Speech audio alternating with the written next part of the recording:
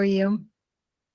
I'm good. Yeah, I had to make a new link because it was not allowing me to record, but we're good now. You sure? Gave me a heart attack. Like I literally was Funny. freaking out. You're funny. I was like, It's no big deal. You could always reschedule. no, but I was anxious to get it done. It's been months of organizing. Yeah. Great. So, my giant mug of coffee. Oh my gosh. Shaking your head. Do you not like tea or coffee? Oh yeah, no, I Or love it. You're shaking your head the size of it. Yeah, it's a lot. It's a lot of liquid. That's a lot of coffee. Yeah, no, I love. Yeah, no, I love food. Yeah, I just think some of it's not so good for us. But definitely, I love food. Yeah. What do you make at home? Like, what's your favorite kind of foods that you eat? I don't like to cook. I You think don't? because I spend so much time. I mean, I just like to eat basic, and I'd much rather somebody else cook for me. That'd be wonderful. Because I like, I like looking after the animals, and I spent a lot of time cooking for the animals. So I think by the time I was done in the kitchen, I was like, okay, it's food for the humans. We could just eat the animal food. Nice. So, but it's not like everybody says I'm a really good cook, but I don't, it's not something I gravitate towards, but I love to eat. So, but I'm very clean eater. Like I just like throw stuff together, nuts, fruits, the pasta. I'm not a recipe kind of person. I just sort of throw things together and just, make sure that everything's really clean. Yeah. So that's sort of me. So yeah, I would love to say that I, have these beautiful recipes I make and do all this lovely cooking, but no, I really don't. Yeah. I like the idea, but no. Yeah, I basically just survive off of kale salad. I eat a lot of kale salad and banana bread. Those are like pretty much what's powering my brain. You're funny. And coffee, I see as well. Yeah, no, my mom came over and visited a few weeks ago, and then like before that, I was off coffee for like literally like over years, and then she brought coffee, and then apparently I'm addicted to the caffeine because my brain is like just turns into a supercomputer when I drink it, so I have to drink it now. Yeah, I think you have to be careful because it hurts your system. So I think you have to be very careful because I can feel when I've had I think I have 2 cups a day and that's it. And your body is actually, it's really bad for your body. If you test your system, you should not be drinking coffee at all. It really hurts your system. It's the caffeine. There's nothing beneficial from it, from what I know. And I also know my liver said, please stop drinking coffee. So yeah, so you should be drinking like lemon water, lots of lemon water. Why'd you make more waters like cucumber water, lemon water with mint in it and stuff like that? I do drink lemon water too, and that's really good. Yeah. Some more refreshing things which are good for your liver, right? Because the caffeine just and then if you've got milk in there and stuff like this, like any of the milk products, like even like the nut milk products, oh my gosh, they're disgusting. They're really bad for you. So whatever your little milky substance there in that jug, not good for you, I imagine. Yeah, my friend who lives in Germany was telling me, I think like just a few days ago, of the pasteurized milk conspiracy theory of just how pasteurization of milk is not great, and basically they kind of built all this propaganda in order to make it last longer so they could transport it across the country, but really they, through the process of boiling all the bacteria out 10 times, then you get rid of all the good bacteria too, as well as the negatives. So he was saying that there's very little good almost nutritional value from just pasteurized milk, which was interesting. I was like, oh, where do you get your milk? He's like, oh, luckily there's a farm up the road where I can get just like Yeah, and pure there's milk. farms, and there's farms here too. You could stop into. There's lots of farms. Everybody has to buy local because what's happening in the corporate arena with the corporate, is dangerous. What they're doing to the food supply is disgusting, and we shouldn't be supporting it as a species. We shouldn't be supporting it because it's poisoning the planet. It's not only hurting the animals massively, but it's poisoning the planet. And we have to all go local and support our local farmers and stop participating in this absolute nonsense of like aisles and aisles and aisles of garbage that's in things called grocery stores, right? Yeah, So our buying power matters, and we have no idea what these corporations are doing. We have no idea. So you have to go local if you want to be healthy and actually have a chance. You have to go local. yeah. Yeah. There's just so much like processed food, and yeah, as you said, like local and organic is the way to go. And basically, like your nutritional value is like your fuel that's powering your car. So whatever your input is going to definitely affect your body and mind and your spirit. So you Yeah. want the cleanest fuel possible going into your body. Yeah. Yeah. But yeah, so welcome to the podcast. For anyone listening, I'm talking to one of my favorite humans in the world, and her name is Nicola. Who, little backstory, when my last dog Aries got very ill, we were going to Nicola in order to do everything that we could to try and save him. Unfortunately, that's not how the cards played out, but I felt definitely comfort in knowing that we were working with Nicola and we are doing like absolutely everything that we could to try and bring him back. But unfortunately, it was too late. But as I said, Nicola is super amazing, super knowledgeable on all the good ways to treat your pet. And so she'll be sharing some of this vast amount of wisdom today. We're doing all this crazy stuff to me at the time for healing Aries with essential oils and all these like clay for his wounds and all this nutrition stuff. So she's here speaking to me, and I'm super thrilled about it. It's Nicola Richardson from animalsbodymindspirit.com is her website. So thank you so much for coming on. Would you care to introduce yourself? Sure. Okay. Well, thanks, Zach, for having me. Yes, I work as a animal healer, really, helping teach people how, really helping to teach people how to look after their animals naturally. Going back to what people used to do with their animals, and I don't even know half of what people used to do. I mean, it's crazy the interesting things, back in the early 1900s and before that about how healing occurred. There's so much knowledge that has been forgotten and lost.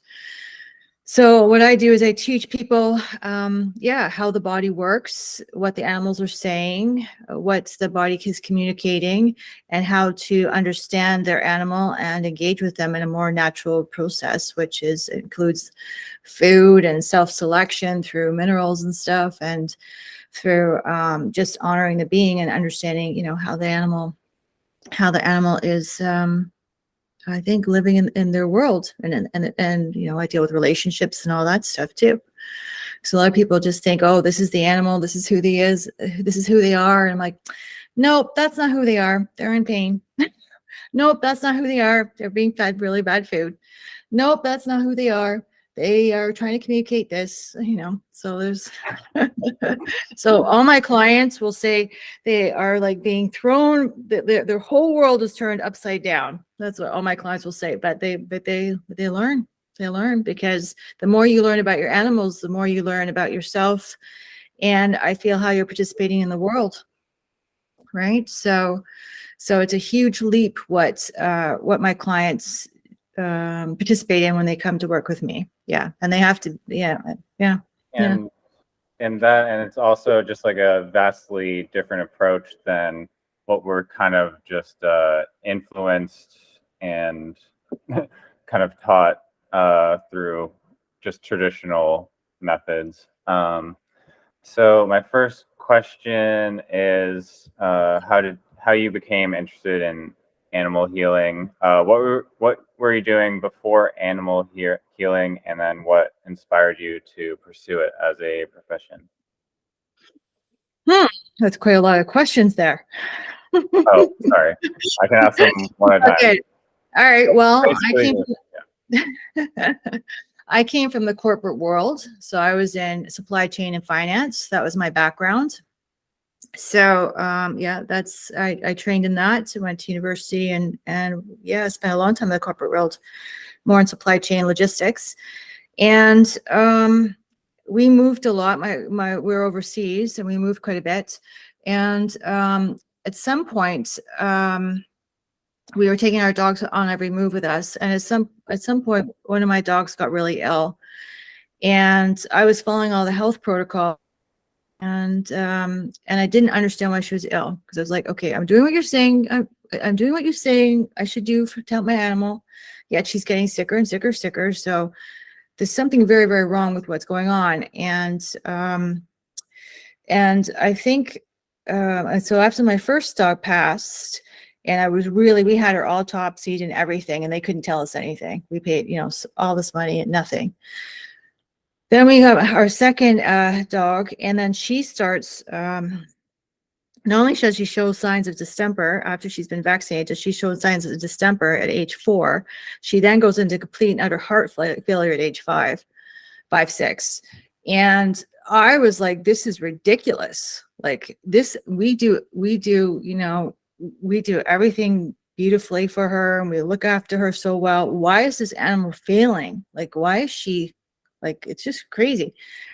So, and by then we had her on fresh food actually because of our first dog. So we had to have her on fresh food, but I started digging into why. What are we doing? This doesn't make sense. This animal's so young. She wants to live. Where are we going wrong? And then the more you dig into all the health protocols and what we're up to, as far as following and preventive, you're like, wow, we're just destroying these guys. So she was sent home with I think 2 weeks to live, and with heart failure. And they said, that's it. And I said, okay, there's got to be something out there. People must be healing hearts, because they're like, the heart can't heal. That's it. And I said, people must be healing hearts. So I found this wonderful website and this lady who does all this herbs and basically put her on a herbal protocol with lots of cayenne pepper and ginger. And it was very funny because she had to have hydrotherapy twice a day. And so we'd make it fun. We get little bowls of carrots and apples and we say, come on, Sienna, let's go do your hydrotherapy. And she'd be like, okay. And she's so cute because here she has got this heart that's healing. And she had to climb these really, really steep stairs in the Netherlands because there's no way we could carry her because it was just not enough footage on the stairs. And if we lost our balance, we'd both be toast. So she had to climb twice a day, these steep, steep stairs to go up to have this the shower head put against her heart to go hot and cold, hot and cold, hot and cold, because you're trying to get the circulation, trying to get the body to heal and get rid of the toxins and get the heart pumping and getting it happier. So you're throwing all this cayenne pepper to get the life force going, and then you go throwing all the ginger in the body to get it cooling. So it's very, very interesting, all the herbs and everything. Anyway, this little thing, we pick her up and lift her and put her in the bathtub, and she'd have to stand there for hydrotherapy 15 minutes, and we give her little pieces of apple for, every time we switch the temperature. So, and then my other dog thought she'd kind of like to support too. So she came up, she'd stand beside the bathtub and she'd stand there with her and she'd support and get her pieces of apple as well. So it was very funny. Anyway, so I think from then I changed jobs a lot, and then I was getting more interested in what was going on, and I was like, okay, well, let's look into this more. And somehow I just sort of shifted into this healing arena. Yeah, just through questioning, I guess. It was just a natural transformation. I was like, okay, let's go work on the animals and see you know, what, Yeah. what's been going on? I don't know. And to no surprise, there's definitely like a need and a demand for your services for sure. Well, I think it's shocking. I think it's shocking that people are spending so much money, they think, to look after their animal when they're actually doing damage. I think that was the most heartbreaking thing for me, is that, you know, my husband and I, we do everything for our animals, and here we were actually, you know, doing so much damage. And what we don't understand is, what most people don't understand, is all these chemicals that are labeled as medicine, they're not medicine. They are manipulators. And these manipulators, what they do is they do not clear the body. So while you're putting all this stuff in your animal and you think, oh, it doesn't matter, and the body will clear it, it does not clear it. It does not clear most of it. It sits in there and festers. And you go on, and eventually the animal will eventually start going into what Aries experienced, is the system starts collapsing because the system has not been cleared of this stuff. It doesn't know what to do with it because it doesn't recognize it. So we're at a day and age right now where, you know, all this stuff being done to an organic body, but the organic body was not designed for what we're doing to it. It does not know how to flush it, and it does not know how to deal with a lot of this stuff. Like glyphosate, it does not know how to flush this stuff. It just sits in there and accumulates. It's deadly, just deadly. Anyway. Yeah. Glyphosate, I mean, I've heard of that as this harmful like pesticide or herbicide that they spray all over like the forests and stuff. And yeah, it's everywhere. And people are using on their lawns. I mean, this is the problem. This is, you know, when I look at what I do, really we're shifting how we're operating in the world. When you want to look after your animals better, you're shifting how you're actually participating in the world. You have to, because everything you were doing before has to shift. So before, you know, I'd be doing chemicals and stuff with my dog. I would do flea and tick stuff and do all that stuff. When you understand you're hurting not only the animal, but you're hurting the planet immensely, because it all goes into the earth. We're poisoning our entire home. And so the stuff doesn't get flushed away. It's all there. And so other animals are walking through it, or, you know, etc. But this Roundup stuff is deadly. Yeah. It's really deadly. It's in the crops. And it's it shouldn't be on the market. Like, there's no way it should be on the market.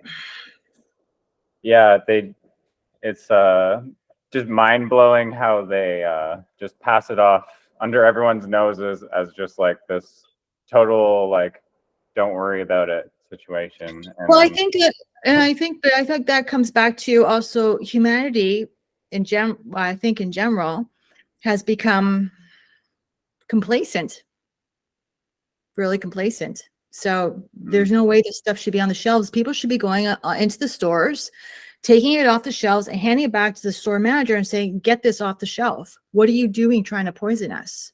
Like, there should be, you know, people should be pushing back. But everybody just looks in there and then, oh, it's easy, so I'll just buy it, and then it doesn't matter. And I mention it because it's spring and I'm finding it all in the animals, so I'm having to clear it out of the animals. So that's why it's come up for me now, because it's in the horses. Horses are outside all the time, so like it's coming through the air, and I can see it build up in their system. So I have to clear it out of their systems. So this is why I bring this up right now, because of the time of year. Yeah. Just yeah, just insanity. So what does your typical day look like as an animal healer? If I could even ask that, because I'm sure it varies quite a lot, but I'm sure there's some day-to-day, I mean, generally you're healing animals, I would imagine. So, yes, well, a lot of my work now, whereas before I used to be more hands-on. I used to have to see the animal, and I have to like present minerals and oils and do a lot of that stuff. And I always want to meet my animals, the animals I work on, because it's lovely to meet them, and I get a lot of information from them, especially how they're living. So that's very important. But most of my work, once I've engaged with the animal and I know them, most of my work is done really just through shifting energy. So I use a dowser, and I can shift a lot of energy. So that's that. I could sit and work on an animal for hours, and I work on a lot of people now too, actually. But I've yeah, shift energy, and then the client responds, tells me how the animal's doing, and they send videos and photos, and so I analyze how the animal's moving, and ask lots of questions. So so it just I've ne- depends. I haven't heard of a dowser before. So what is that, and like how does that work? Okay, well, dowsing's been around for centuries. I got into this because of Raymond Grace. So when my last dog died, it's using a pendulum, by the way. You're using a pendulum and you're shifting energy. And I don't think we really need a pendulum. I think we could potentially use just our minds. I think our minds are enough. But for now, for big things, I use the pendulum. And yes, and so when my last dog passed, I asked, what did I need to know that I didn't know? And I was given the information to look up Raymond Grace. And Raymond Grace, he's a rancher. I don't want to say a rancher. I don't know what he does specifically. He's in Virginia, but he's got lots of videos online, and he is about shifting energy.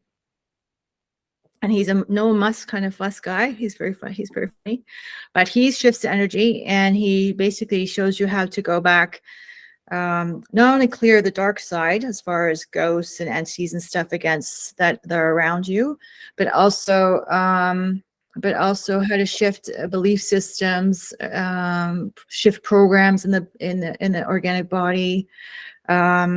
You can go back in time and correct hereditary things. I mean, it's really massive. It's just massive. It's all through intention and knowing the things to ask. So you can shift a lot of stuff. Yeah, so it's his work, really. And you just it's just the pendulum, and you have to be really centered to make sure nothing's manipulating you and that you're connected to the planet. And so I can send, so for instance, I can have a horse down. I get calls sometimes for this, for colics when their digestive system gets jammed up, and or an animal's hurt themselves, and I can just send there and just shift energy into their body, and they'll be back up and fine. Yeah. So that's how powerful it is, because everything is energy. Everything is energy. Yeah. I'll have to research that guy. But yeah. I think I probably could use that pendulum on myself then. Everybody can heal themselves. You absolutely myself. You absolutely can. So how do you assess an animal's health and then determine the best course for treating the animal? Well, I go back into the animal's history, so to see what's happened to the system, what's gone into the system, and to see how the animal came to the person that they're with now. And I do quite an in-depth history, so I know where to look and how to help them heal. And then as far as where we go from there, it depends. Diet's always changed, pretty much always. It has to happen right away, because typically the animal's on a terrible diet. But from moving forward, it depends what the client would like to learn, what they're open to, what they're capable of, what their time frame's like, so it just depends, the different modalities. So their budget, I suppose, maybe, because if the animal's quite ill, then it takes a lot of effort to turn them around. It takes a lot to turn them around, because there's layers to the healing, and there's layers to repair and stuff, and you have to allow the system enough time to recalibrate it. So it all depends what the person would like to participate in. Yeah, does that answer your question? Yeah, definitely. And you mentioned the diet is just such a crucial element. Maybe you could talk about kind of why just regular dog food is not best, as opposed to actual real food with nutrients that isn't made in a lab or whatnot. Well, I mean, I think the stuff that's in the that's being sold on as dog food, it should not have the word food behind it. I mean, it's waste product, right? It's convenient waste product that that hopefully your sister, the body survives on. I mean, the pet food companies know that you as an individual have no recourse against them. I mean, you see all the the pet cases, or the cases where the animals have proven, there's a class action lawsuits where they've proven that their animals have died because of what was in the pet food, and the clients, the consumers still don't win. So the consumer, if you buy this stuff, you're just, it's just a Russian roulette, because you just don't know what's in it. But for sure, what's in it is pretty much dead animals. I mean, and I'm not talking just like, I'm talking about carcasses that are rotting and gross, not, I was talking about, garbage from the pet food industry that they don't want to dispose of properly, that's been funneled over to vats. I'm talking about packaged plastic stuff that they don't even unwrap it out of the plastic and throw it in the vats.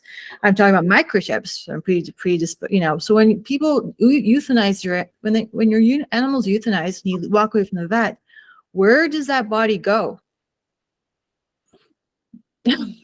No one's asking. No one's asking where that body's going. It goes right? into they sell it to the dog food people, or Who knows? But definitely animals, definitely pets are arriving into things. So definitely they're going into the pet food industry. So we just assume so much because we're not asking the questions. And this stuff, these vats are just like big vats, and they're just like cook and then cover it in sugar and then funnel it out. All that stuff that's in dry food, in any bag, that should have been processed waste in a proper manner. It should never be. I mean, you can't put the word blueberries on the side of the bag and then have this like ground piece of garbage like covered in sugar saying there's blueberries in there. I mean, come on, there's but people aren't looking at the bags, they're just buying the colors. Yeah, I think Colors and the wording. Yeah. What we really need, I mean, aside from more shiny packaging to be brainwashed with, is kind of like one of those documentaries where they have them for like the slaughterhouses, where it's like some hidden camera of like some worker. Oh yeah, That's like a dog food factory. They're out there. If you want to go find those videos, they're out there. You just be careful, because once you view it, you'll have it in your system forever, and you you don't want to see. Yeah, no, those images are like deep, deep. Yeah, it's disgusting. Yeah, it's disgusting. So and then it goes, and then you go look at what kind of planet do you want to live on, and what are you propagating as a consumer and as a human being on this planet? Because it has a broader extension as energy as everything. So you can't just say, I'm going to go get a bag of dog food off and there's no consequences off the shelf.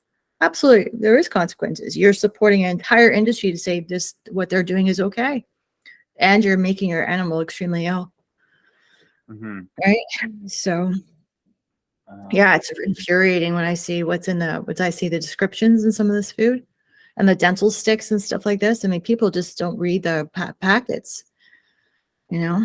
It's garbage.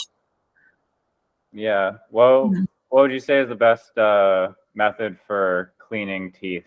Because I mean, yeah, I looked on the package. I was like, of this one product, I can pull it out. Oh, one second. Yeah, this stuff where you're just like, oh, it's like some foam that you put on the teeth, but I was like, it doesn't. Okay, you shouldn't need to clean your pet's teeth. Okay, if your pet is being given bones once a week, bones once a week, and fed a good diet, the body tartar is bad diet. Tartar is overfeeding. Okay. Yeah, she does get bones, so those that's what I was speculating, that like her bone marrow and like antlers and stuff would do a good job. I just didn't know if that was antlers. I think antlers are okay, but I think raw bones are very good, because you want this. The knuckles are good; they're softer, and so not the femurs, but the knuckles, because they can really clean their teeth. So you shouldn't have bone marrow by that, or no. or you're referring to. Yeah. So Bone no, knuckles. bone marrows. I mean, the bone marrow bones. The problem is they're very hard. That's a part of the femur, as far as I know. And Okay. they're very hard, and I find them too small. So the companies try and make more money by cutting them so small, but the problem is the animal could actually choke on them. So I'm a bit, but you Okay. really want the knuckles. Like find a good butcher or something and get knuckles because they're softer and the cartilage will help clean and help Okay. clean.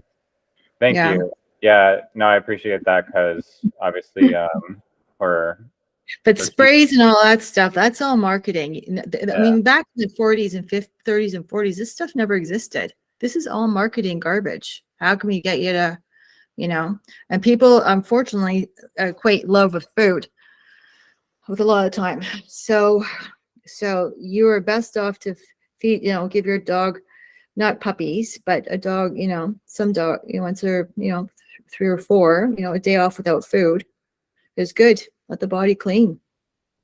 Just give them a bone, you Mhm. know. So Yeah. Okay.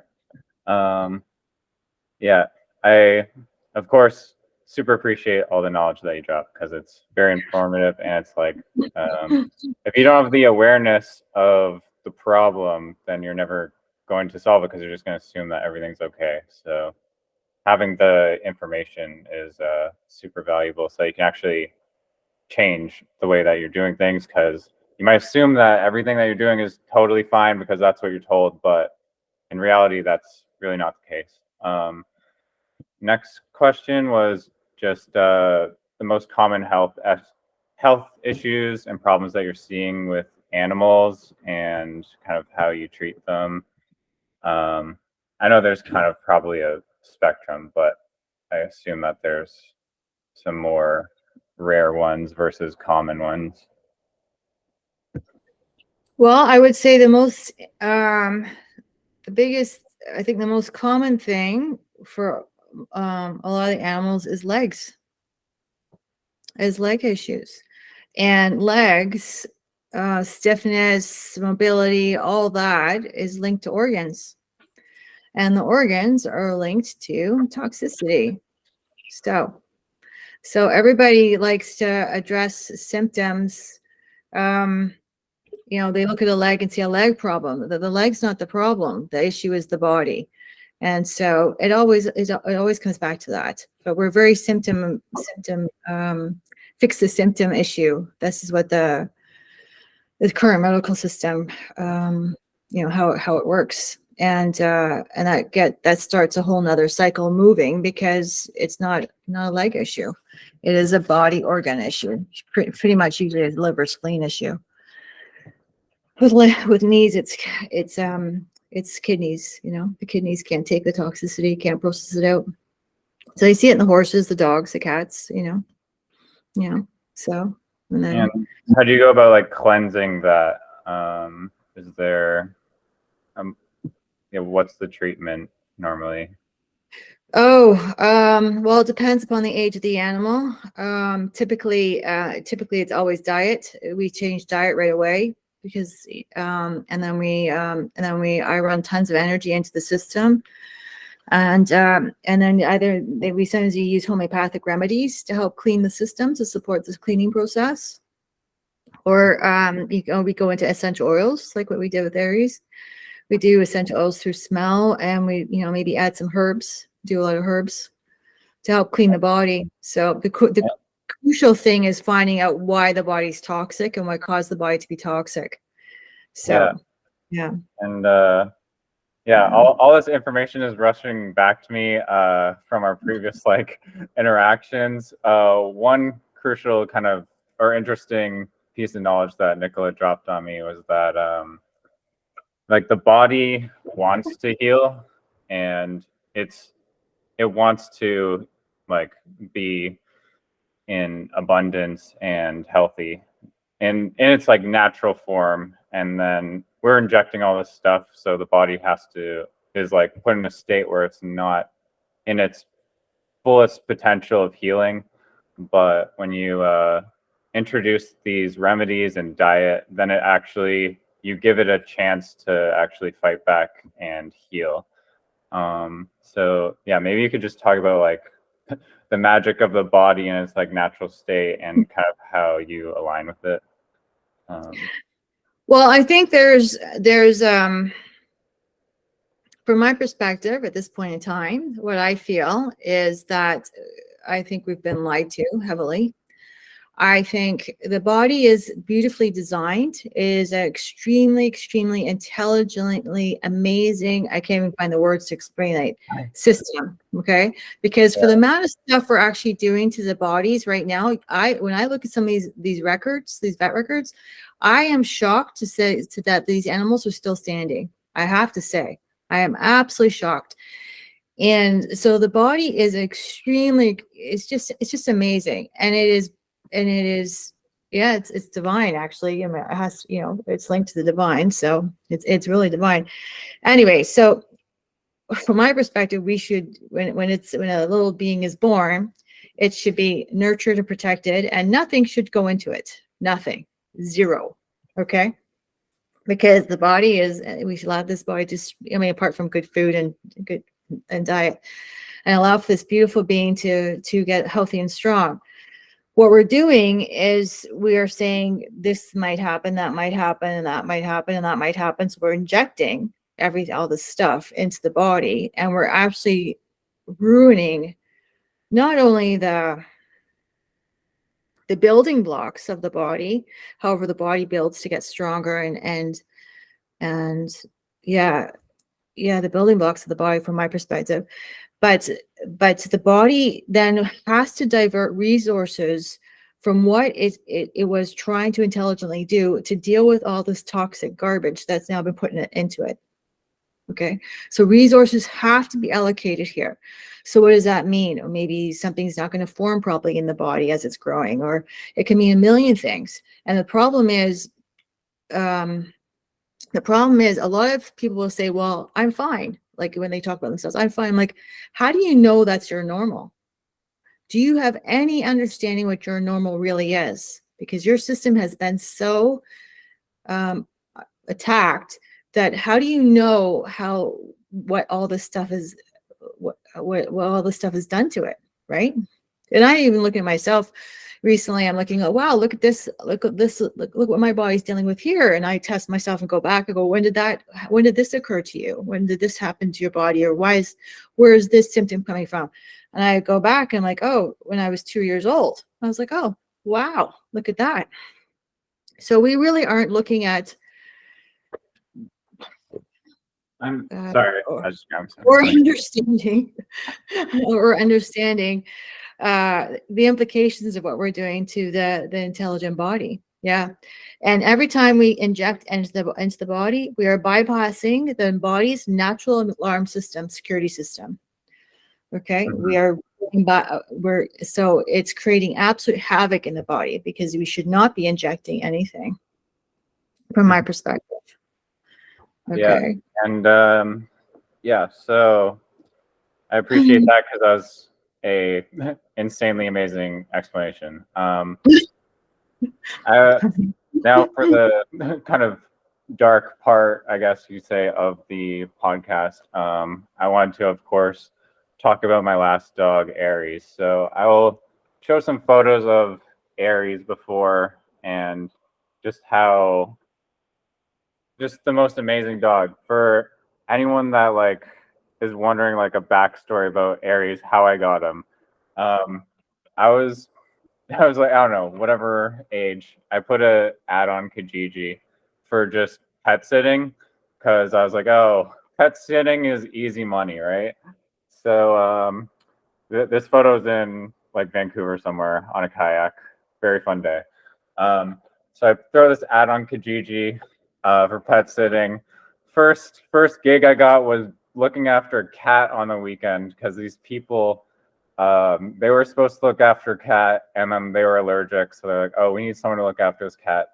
I got $200 for the weekend for looking after this cat and just dragging around string. And I was like, wow, this is the greatest job in the world. That's it. So next gig, this guy messaged me and he's like, oh, I'm a DJ. I'm going on tour. I need someone to look after my dog for a month. And that was Aries. I was like, okay, sick. So he drops off Aries. He drops off a bag of the crappy dog food and like a few toys and any pieces. And we're like, okay, great. Ran out dog food in like literally like a week. So we had to buy the dog food, and I was already out like money. I was only getting $400 for the month, but not long after that, we're just like, I am totally falling in love with this dog, and so is my family. We just absolutely love him. And when we first got him, he was super, super skinny, malnourished, not doing well at all, like always scratching, licking himself. But I was like, I have to give him back. Like, I don't want to get attached. And then miraculously, luckily, this DJ guy just kept giving me excuses like, oh, I'm trapped at the border. Oh, I have to attend my friend's funeral who got murdered at the Jane and Finch Mall. Oh my Oh, gosh. I'm I'm in the hospital, and basically, so he abandoned the dog essentially, and it's called a dog trap. So I'm hurt. So I was told, where he just abandoned a dog. So, but I was over the top of the world that I actually got to keep Aries, and we had the best like little 4.5 years of my life. Every night, like he'd be snuggled up together, and we'd fall asleep, and like our hearts would like sync up, and I'd just wake up in the morning just feeling like just so I don't know, just like the best feeling that I could ever describe. And we gave him like the best little life. And then tragically, I drove across the country in my like crappy little BMW that somehow didn't break down along the drive, and was living in Squamish. And then I was had in Oakville, I was giving him flea and tick medication, just like these drops that you would squirt on his neck, and he was fine from that. And then I got kind of like persuaded almost that like the fleas and ticks in Squamish are like worse than Ontario, because there's no winter to kill off all the bugs. So you have to like switch up his medication. So basically get like I don't know, swindled into giving him this, what's marketed as a medication, but essentially it's just this radioactive nuclear poison that you drop on the body called Prevecto. And so 3 months after he ingests this Prevecto, I noticed like I'm taking him for a walk the first time, and his back legs start giving out. I'm just like, oh, is it like the salt on like the road? Like I didn't know what's going on. And then he just kept getting worse and worse and declining, and like it came like clear like pretty quick that he was like not doing well. And so he just kept slipping, and was just falling off a cliff. And that's when we kind of contacted Nicola and got him on these, all started like switching the diet. And he was already eating raw food, but we were giving him like human grade, like AAA beef with like all these different greens and chlorophyll and essential oils and all this stuff. Can't remember it all, but there's like a lot. It was like an extensive list, and we had like all these logs, and we're charting everything scientifically. And I was like, just like dedicating like my life to just try and do everything I could for him. We were just spending thousands. We didn't care. Like he was like our favorite thing in the world, and we'd do everything to save him. But yeah, long story short, 3 months go by, and his body's just in full decline. And eventually, like it was just brutal. Like just losing someone that you're just like was your world, and he was just my favorite part of life, and it was just killing me that I couldn't have more time with them.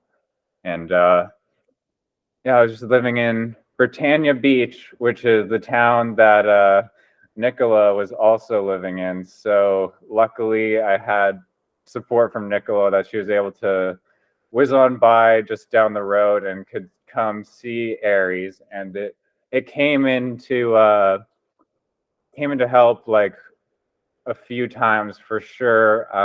Like one time, especially like towards the end, I definitely remember this day. Aries was like covered in scabs, and I was just like, oh, like the scabs are like fine, like that's just a scab, like it'll just come off. And so Nicola comes over, she peels off the scab, and she's like, look at this. And then there's just like all this like pussy, toxic, gooey crap.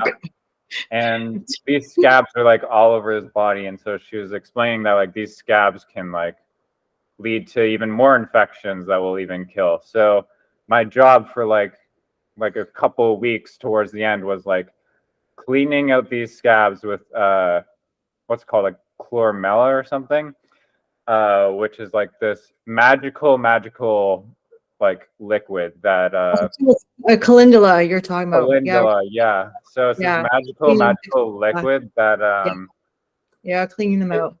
It flushes out all the dead fur essentially, and so I'd have to wash them with calendula to get rid of the scabs, and then clean the scabs with the calendula, and then I had to put on this this clay that would actually help the scab heal. And it was like this magic like Indian clay. And so I have pictures. It's green clay. It's called green clay. Yeah. And the green clay is what we use is, you have to be careful because you can't just buy the stuff on the market that's used for cosmetics. This stuff you can ingest.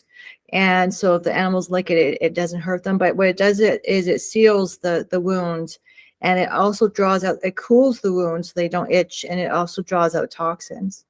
So it was a huge deal to, yeah. And yeah, just another detail of the story. I'd hand built this casket out of like Home Depot wood and made it like custom size. And I was like, I really don't want to just dump Aries in like a regular like pet funeral place because he's like so special to me. I wanted to give him like a view in the mountains. So I like trekked out in like the mountains, and like for 4 hours I'm just like digging this grave in like the sun, no water, totally dehydrated. But I found a spot in the mountains that I was like really content with, so that he had a nice little sending off. And yeah, I also he lived a little bit longer than we expected. So for a little while, I screwed on these wheels onto the bottom of the casket, and I was like pulling them around in this, and I called it the wasket, which means a wagon and a casket. And I'm pretty sure it was the first wasket in existence. So I pioneered something there. But it'll get pretty gruesome here, just for anyone watching. If you're sensitive to this thing, please turn away now. But I feel like it's definitely important to educate people on just how damaging this stuff is. So here's a few pictures from Aries when he was sick the last few weeks of his life. And you can see like this was a being that I was in love with more than anything. And, you know, I had to look at him in this state of just decline and despair. And you can see him just like, you can see his eyes. He is not doing well at all. He's suffering immensely. So I highly encourage you, if you have a pet and you don't want them to see him like this, do your research and make sure that anything that goes into their body, you're totally confident is safe for them, because trust me, you do not want this to happen to you. It's just horrible that this is happening to pets every day, because the vet industry is just, or the industry as a whole is just marketing this stuff as medicine, and it's just slipping by into all these pets. And and it's literally killing them. It's literally making them sick. So at all costs, if you've gathered anything from this little lecture here today, please do your research. Go on animalsbodymindspirit.com, educate yourself, and do everything in a natural way that is safe for your pet, because obviously we love them more than anything, and they're beautiful beings, but they rely on you to be responsible and educated, and you can't just go with what everyone's just passing off as normal. Apparently it's a very sinister and elusive, there's a lot of shady stuff going on, so please please be safe. That's kind of my message. But yeah, how was the journey with Aries for you, Nicola? Oh, it was tough because I knew he was very ill, and when I saw his vet records, what people don't understand is that you cannot put all the severe stuff in the body at once. What is happening is people go to the vets, and before things used to be staggered. So before, and this is, I know vaccines are a tricky subject, perhaps now they shouldn't be, because a lot of us have been looking at this stuff for like a long time. So any of us that aren't don't agree with what's going on, is because we've been doing the research and reading for years and years and years. But anyway, before vaccines, it used to be one at a time, and they used to put them one in the body and then watch the body and then do the next one. That's how it used to be. It was never, most definitely would you not put 5 diseases into the body at once. Okay, so now what's happening is all these combos, and the single shots have disappeared because, and there's a lot, yeah, the single shots have disappeared. And you've got these combinations of anywhere from 4 to 6 diseases or 7 diseases. And it's actually just absolutely killing the body. So, and people keep going in for these annual updates. Well, there's no science behind annual updates. There's no science behind 3-year rabies vaccine shots either. So everybody needs to do their research and really understand what's going on, because this, and your vet's not trained in vaccinology. So the vets have no idea what vaccines do, or what's in them, or the studies, or any of that. They are purposely have not been trained, I feel, in vaccinology. So they're just following a schedule, just like the medical doctors do, because they're not trained in vaccinology either.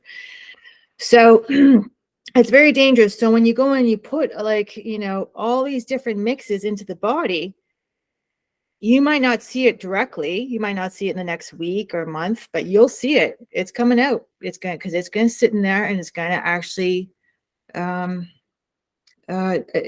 it'll basically fester in the body and kill it. That's what it'll do. And so the thing is, you're not hearing all these stories because people jump from vet to vet to vet, and there's no, you would think you would hear more stories. It'd be more kickback. So I don't understand. Maybe there is.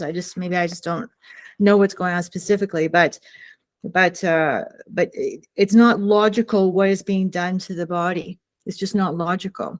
And some, like, I remember looking at one dog's vet bill records for, I think the dog was 2 years old or 3 years old, and the pages, it was just 20 pages of just, it was just crazy. I was so upset. I was so upset. And yet this being was still alive. Really sick though, really sick. Like we turned her around soon enough, I guess. But with Aries, it was tricky because the stuff we don't know what's in the needles. Nobody knows what's in the needles because no one's asking. So no one's looking at the package inserts. Nobody's looking at the needles. And so we don't know what the effect of these things are on the body and how it and where they're sitting. And now I think I know a lot more. I know more questions to ask, and now I know perhaps where to look in the body for some of this stuff. I know the liver, spleen, and kidneys are, of course, but they're sitting in other places too, like so it's in the joints and different places. So now my understanding of what's going on is my perspective is broader based on other clients since. But at the time, yeah, he was basically right, decaying inside out, right?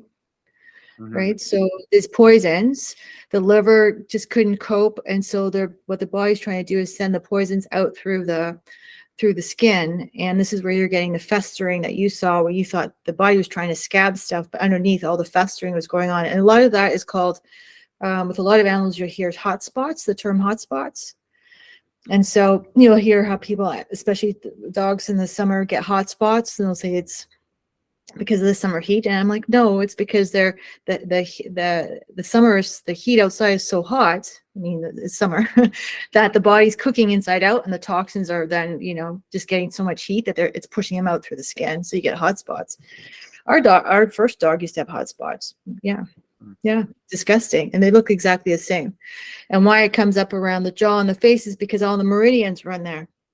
So of course, if you've got any animal that's really ill, you'll have a lot of jaw issues because the meridians all run into the teeth and around the jawline.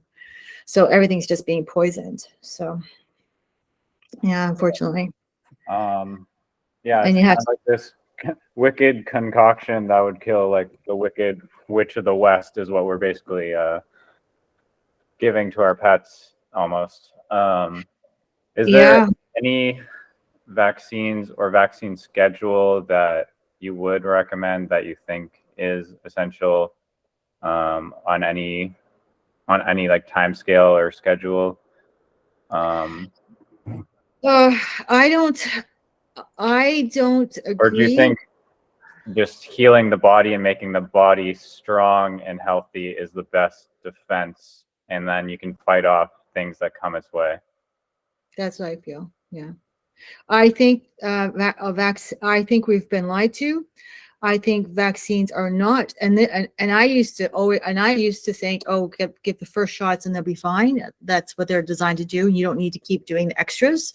So I originally used to think, oh, we should, you know, yeah, you give it to prevent and help the body. I don't think it should be going in that young, absolutely not. But I did used to think, oh yes, we should have the first initial shots to make us look after ourselves and be preventive and be responsible, blah, blah, blah. But now, nope, I don't agree with it at all. I don't think people understand. You don't have any true knowledge about what's in the needle. You have no idea what you're injecting in your pet, because these companies do not have to tell you. And I don't think they tell you. So you have no idea what you're injecting into your pet to make your pet safe. So where I stand right now is no, absolutely keep the body absolutely clean. And as the body, so the body's super, super strong. And as it encounters things, then you clean it, because then it's easy to clean. I mean, easy to heal, because it hasn't been messed with. You've got an organic body. So to help it heal is easy. When I'm like dealing with so many chemicals and so many layers, and I've got parts in the body as well, like some of the parts leach. So you've got aluminum and stuff that goes in the knees and different kinds of things. And you're like, these leach. People think, don't even look at the parts. Well, okay, my dog had surgery. Well, what parts did they use? I don't know. What was the manufacturer? Do you have the serial numbers and stuff? I don't know. Nope, nothing. So you have no idea what's in your animal's knee. Nope, no idea. Okay, well, you see what we're doing? We're not asking anything. We're just hand our animal over, and we're not thinking.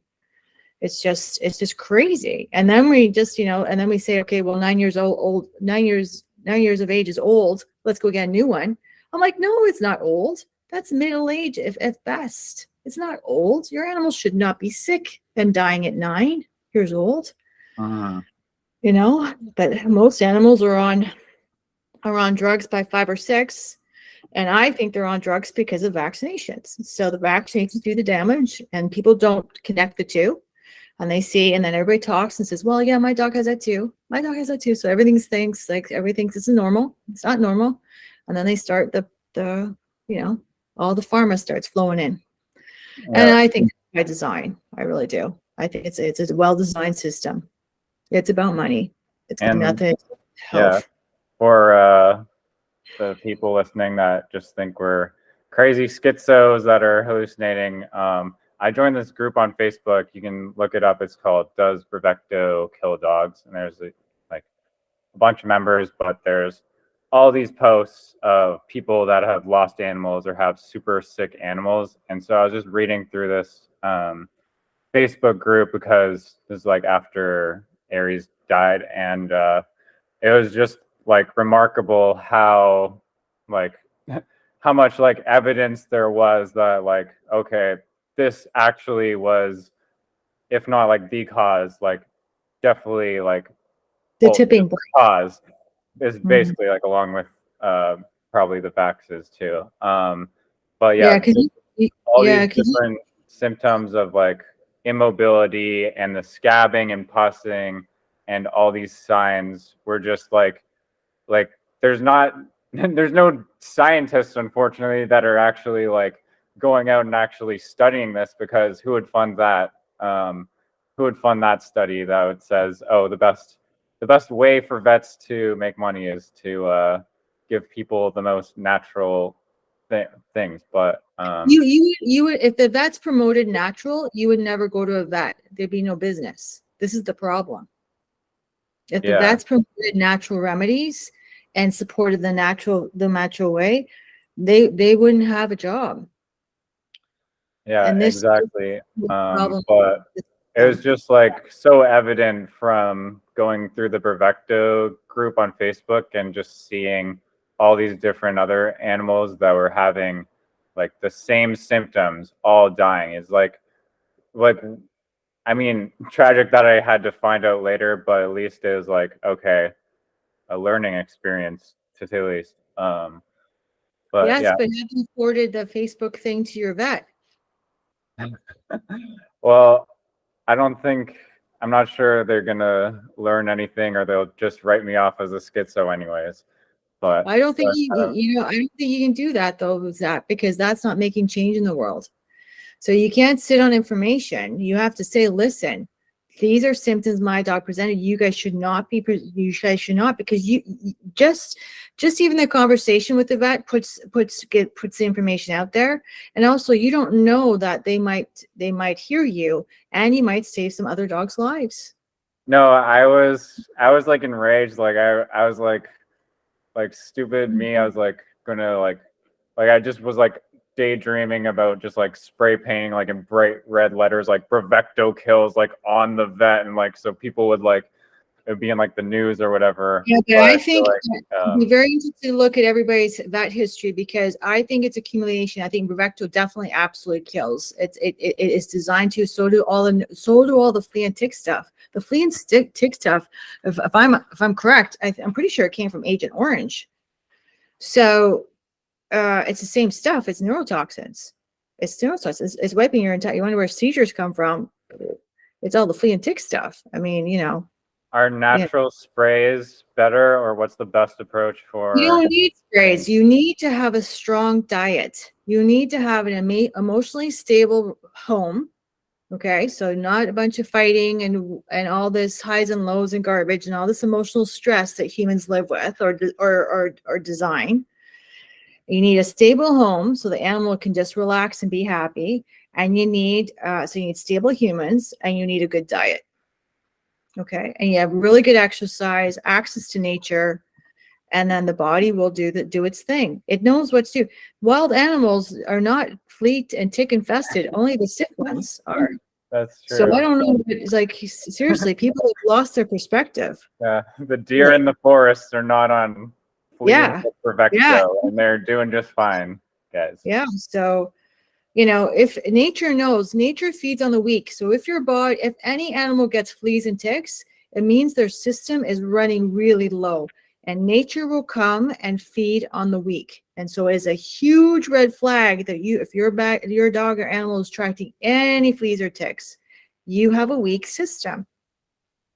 And I'm not talking about the one or two ticks that, jump off the tree when you're walking through the forest and you have to pick them off and whatever. I'm not talking that. So that's just nature. That's just being in nature and just, managing yourself, right?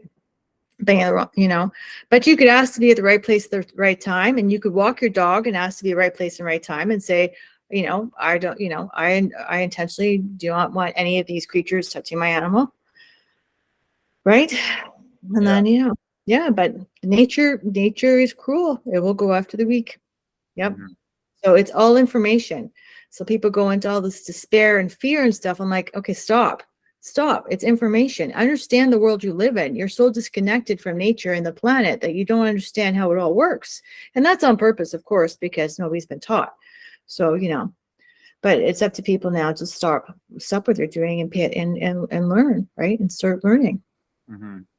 And no animal should be given to anybody without knowledge of the species, knowledge how the species communicates, knowledge about the diet, knowledge about their needs. You know what I mean? So all this stuff where people just go and pick up a dog and pick up a cat, and then without any, and then you go to the pet store. Okay, this is just it's diabolical because it's not. You don't have the information, and the poor animal, is stuck in the human world, and here there are like stuff being done to it against its will. And and the cycle continues, right? Yeah. So my next question, because again, all this information is flooding back to my brain. Another element that we were using to try and help Aries with was these homeopathic remedies. I guess they're also known as no-sodes, right? Like different. No-sodes are different than homeopathic remedies. Okay. Yeah. Is sulfur a no-sode or homeopathic? No, it's homeopathic. Yeah. Okay. Yeah. No-sodes typically, from my knowledge, are used for to do homeopathic vaccination. So they're given like part of the disease. No-sodes are disease, so you give the animal a bit of disease, so the system comes into contact with the disease and then builds immunity towards it. That's what a no-sode does.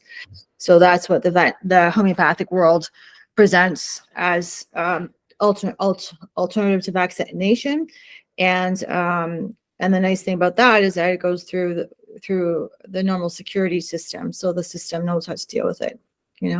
Okay, so Yeah. are you No-sodes. Yeah. for no-sodes, or what's your view on no-sodes?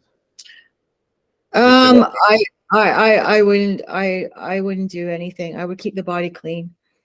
Right. I just think trust nature, give the body really good diet without glyphosate and all this garbage in it, and learn to recalibrate food energetically, and just let the body be. Yeah, that's what I would do. Yeah. Because a lot of this is fear propagated, right? So when you look at statistics, people don't go back and look at statistics, like how often they even said, like, I don't even think rabies exists. I think rabies is heavy metal poisoning. So when we're assuming that all these diseases exist, what if they're poisoning? What if it's the animal being poisoned by stuff that's on the ground? And so our understanding of disease and what we are preventing, I think that's all skewed as well. I don't think people have a good understanding. And I don't even have a good understanding fully, but I do know when I ask the universe and my dowsing system, does this exist? Is this what, I'm like, very interesting.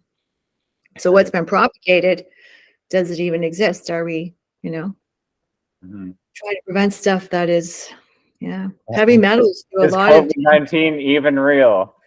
Yeah. Right. Or is it just a flu, guys? You guys, as a every individual needs to do their own homework and see what they feel, right? It's not for anybody to tell you. It's you must do your own research and see what you feel is right. And fear is fabulous, right? Fear is a fabulous marketing tool. So if you have any fear, basically the game's over, because you'll do, you won't use your best. It's full of fear. So fear will misguide you. You convince them of a problem and then you sell them the solution. Yeah, well, that's an old tactic, right? That goes back to some deep propaganda. Yeah, deep propaganda. Yeah, you're absolutely right. Yeah, it's a propaganda strategy. Absolutely. Yeah, we definitely were using the homeopathic stuff on Aries. Like I remember sulfur. I'm not sure. I can't remember the other ones, but there's like a few Might of have them been for sure. versus. Oh yeah, yeah. I Um, forget.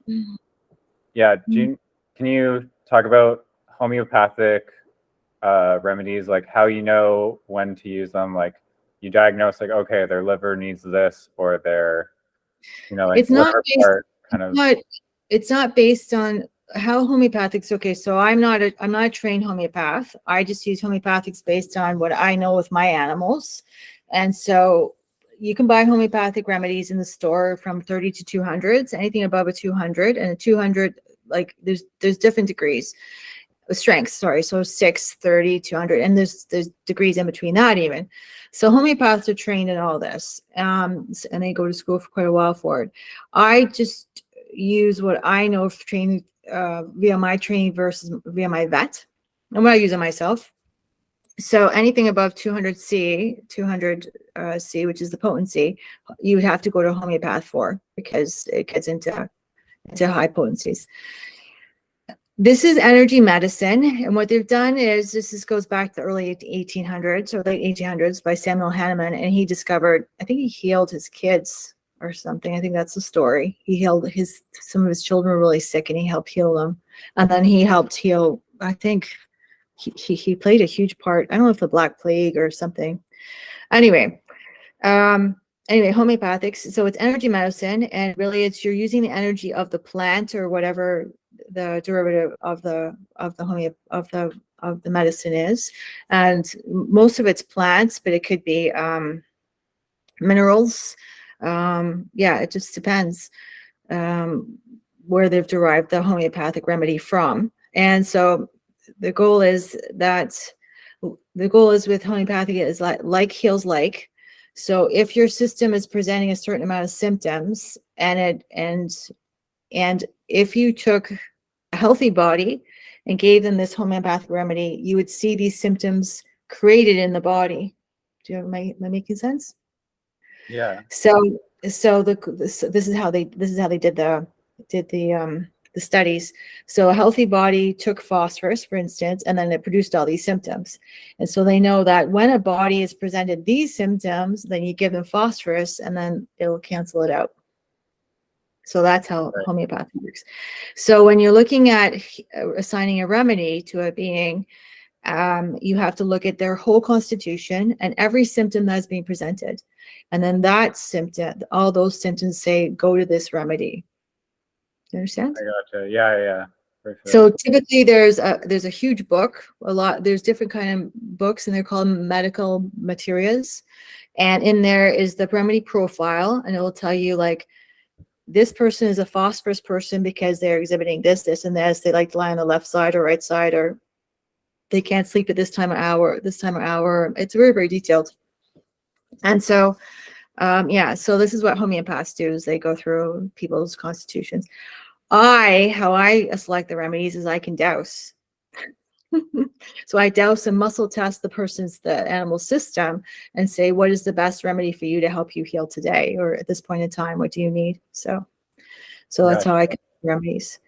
Right. So can you explain, like, when you're giving Aries sulfur and I guess phosphorus, like what the symptoms were, and then kind of like how you envision those to interact and heal the body? That's a big question, Zach. Well, I'd have to go back to his files, but I mean, his symptoms have to, if when I muscle test, I was muscle testing back then with Aries. When I muscle tested his system, and if phosphorus came up, then the phosphorus has to be close to what the phosphorus remedy says. And a phosphorus usually comes up with a lot of animals initially, I find, because it's to do with toxins.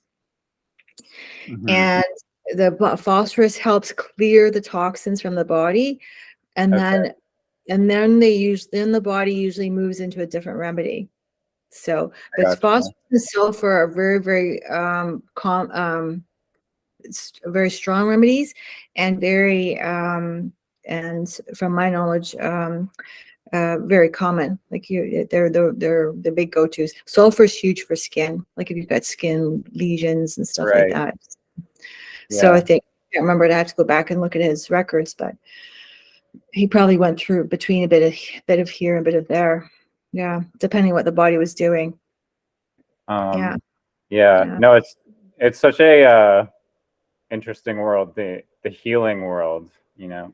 And I always love talking to you because I could talk about, you know, healing all day. Super interesting to me too.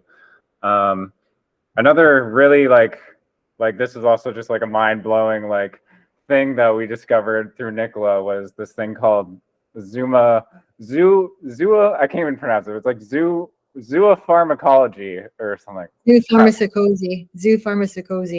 Zoopharmacology. Yeah, yeah.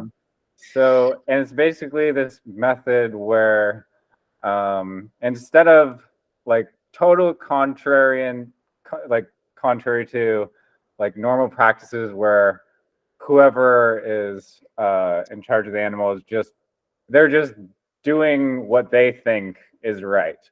This approach is radically the opposite, in which you basically present these items and substances to the animal, and then you're letting the animal actually do the choosing, which I thought was just a really cool concept and super fascinating. So, are you able to explain a little bit about zoopharmacology? Zoopharmacology.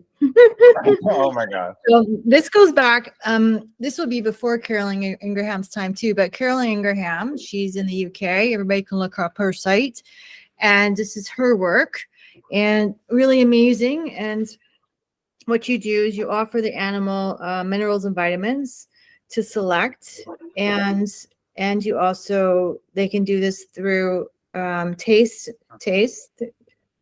and then they also select through smell with the essential oils. And the essential oils that Carolyn Ingraham has, they're not any essential oils. All the stuff that's on the market in Canada, from my perspective, is not good. I would never offer any of them to the animals.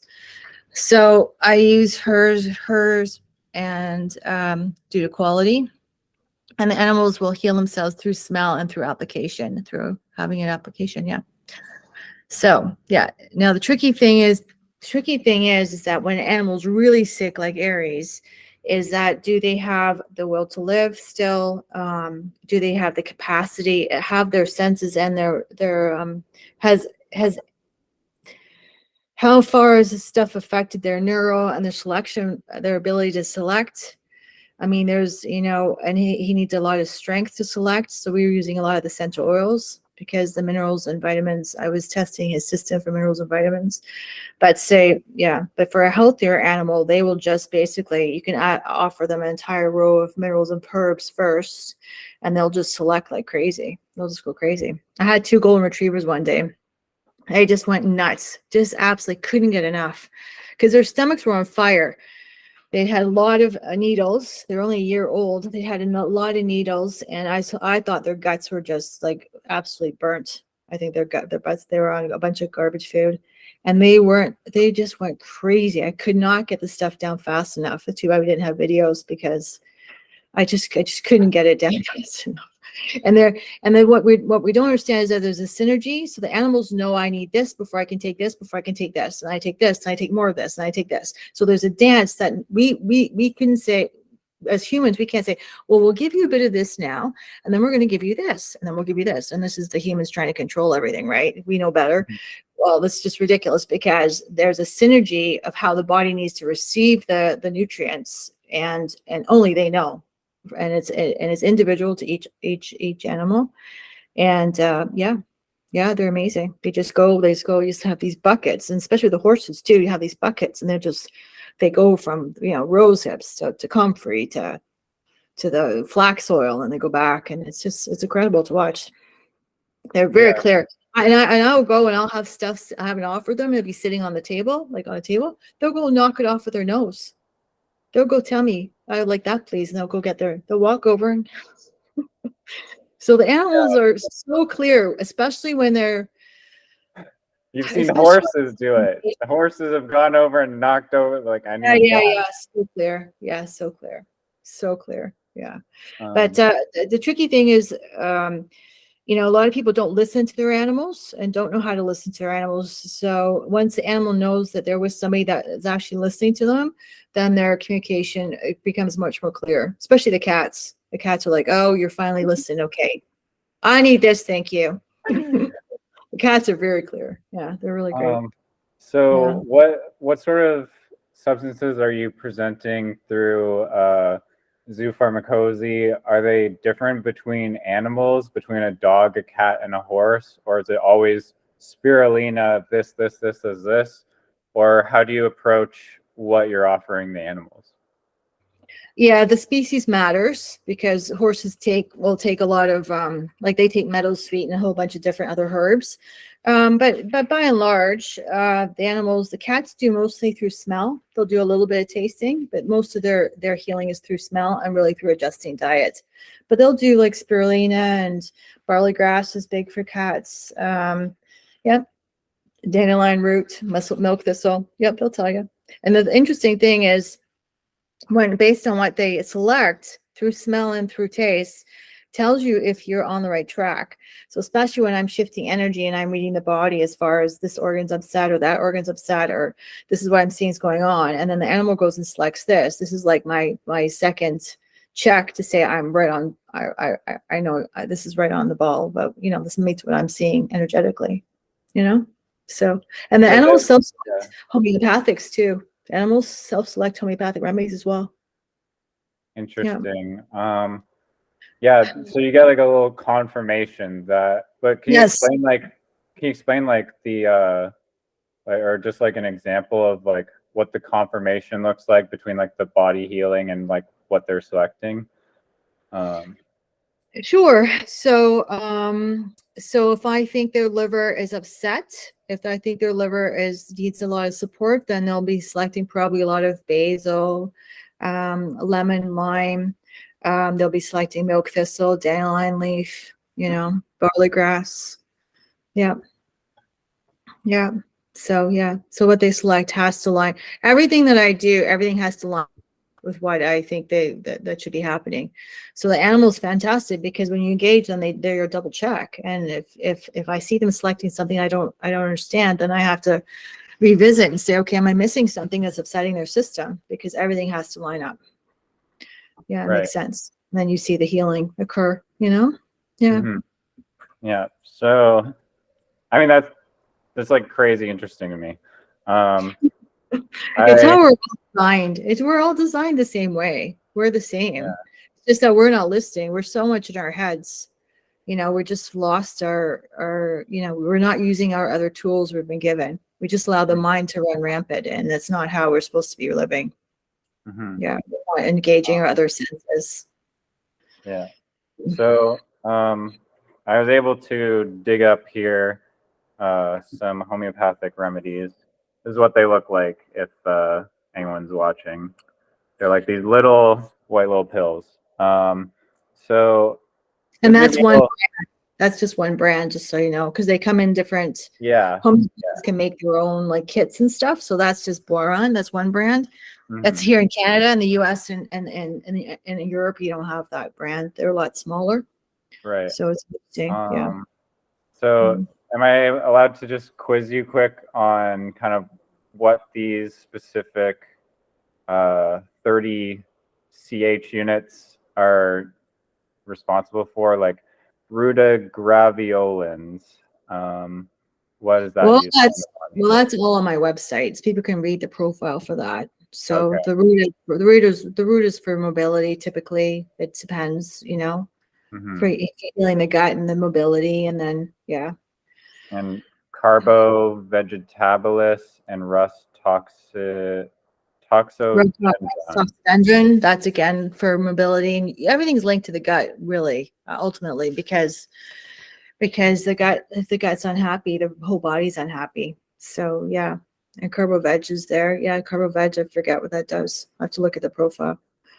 So I don't use Google that much, but Russ talks of Ruta come up a lot because it's about mobility, and we've hurt through neutering. From my perspective, we have hurt the skeletal system and the ligaments and the cartilage and all the moving parts. We've hurt through neutering and vaccination.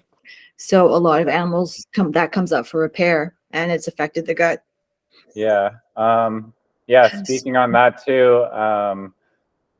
Recently, I had to get yellow neutered just to exist in this apartment, which unfortunately I didn't financially couldn't really do that unless I wanted to move back home, which I didn't want to. If it was up to me, I'd be having a lot of healer puppies in my farm ranch in Pemberton, but unfortunately, the world exists.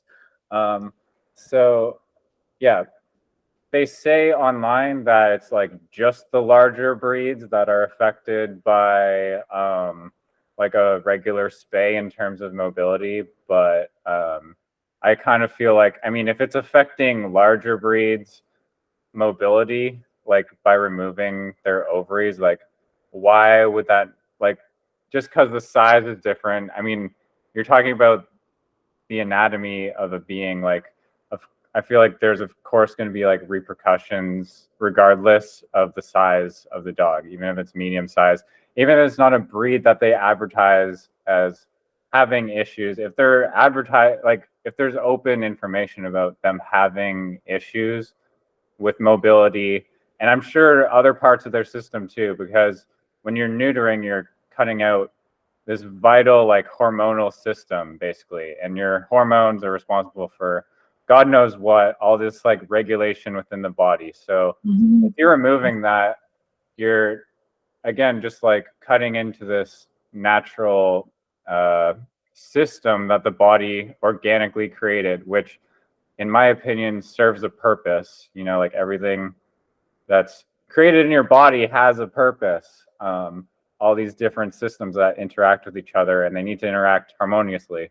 So to my surprise, the only well, I was informed by Nicola about this issue because, of course, I was like uneducated, had no idea that there's even a problem with neutering to begin with. But coincidentally, I was in the Okanagan region, and the only veterinarian that did what's known as a ovary sparing spay was located in Kelowna, which is only an hour away, which is great because it means I didn't have to drive a very far amount. But I mean, rest in peace to all the dogs in Vancouver area who don't have an ovary sparing spay surgeon nearby.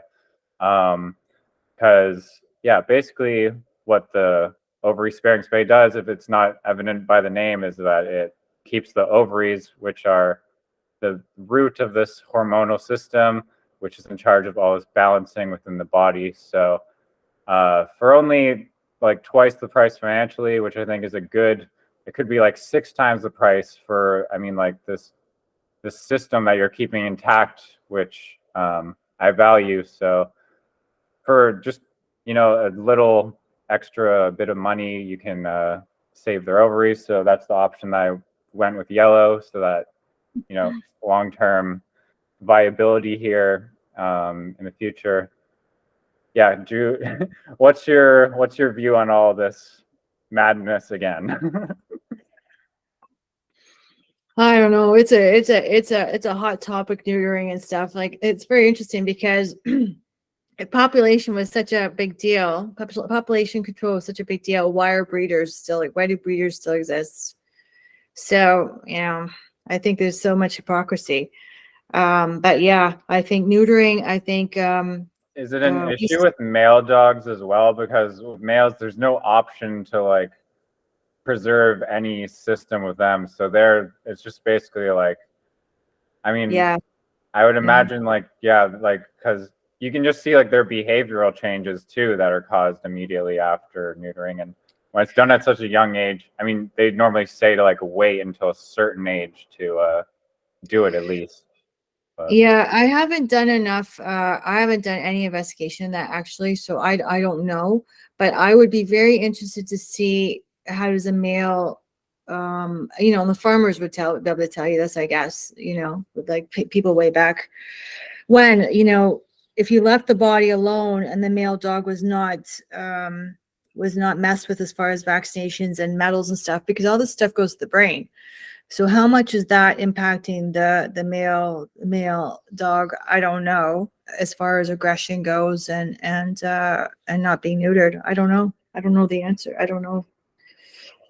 But nature is, we're messing with nature, and nature was divinely created. You know, everything was beautifully created. So why are we having these issues?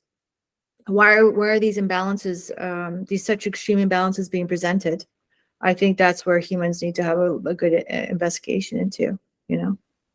That's what I say, because it doesn't make sense to me, right? Nature does not create chaos. I mean, you know, on purpose. I think it's, Yeah. I think maybe to slap us up the side of the head, maybe nature maybe throws a bit of chaos our way, but I don't think we've been designed beautifully. So and animals too. So where does all this aggression and crazy, you know, this, you know, that we're trying to eliminate through neutering come from? I would be very interested to see though that information. And the thing is, what people don't understand is with the studies, where these studies come from, you have to dive into the information. You have to dive, because as soon as you start diving into any scientific study or a lot of the information, everything's being so manipulated. Everything's just been so manipulated to present a story. And, you know, you just look at these bloggings, all this blog. I mean, people have to like come up with new content every day or every week. I mean, it's a lot of information. So how are they able to do that so quickly and to keep people reading? Yeah, right? one example that comes to mind is Nestle. That I watched this video, and it was just like Nestle's advertising their like crappy powder milk as baby formula to all these people, and then the implications of that were just like astonishingly like Luciferian, basically. And but you know, all these people in Africa are getting like, you know, like financial incentives to use it and like all this crap, and it's literally just poison for the body, and all these babies like lives are affected. But Nestle's just pushing this propaganda out there in the world to, you know, peddle this crap into the world. It's in the talcum powder too, right? Was it Nestle with talcum powder? Who was the talcum powder? All the heavy metals in the talcum powder they had to go to court for.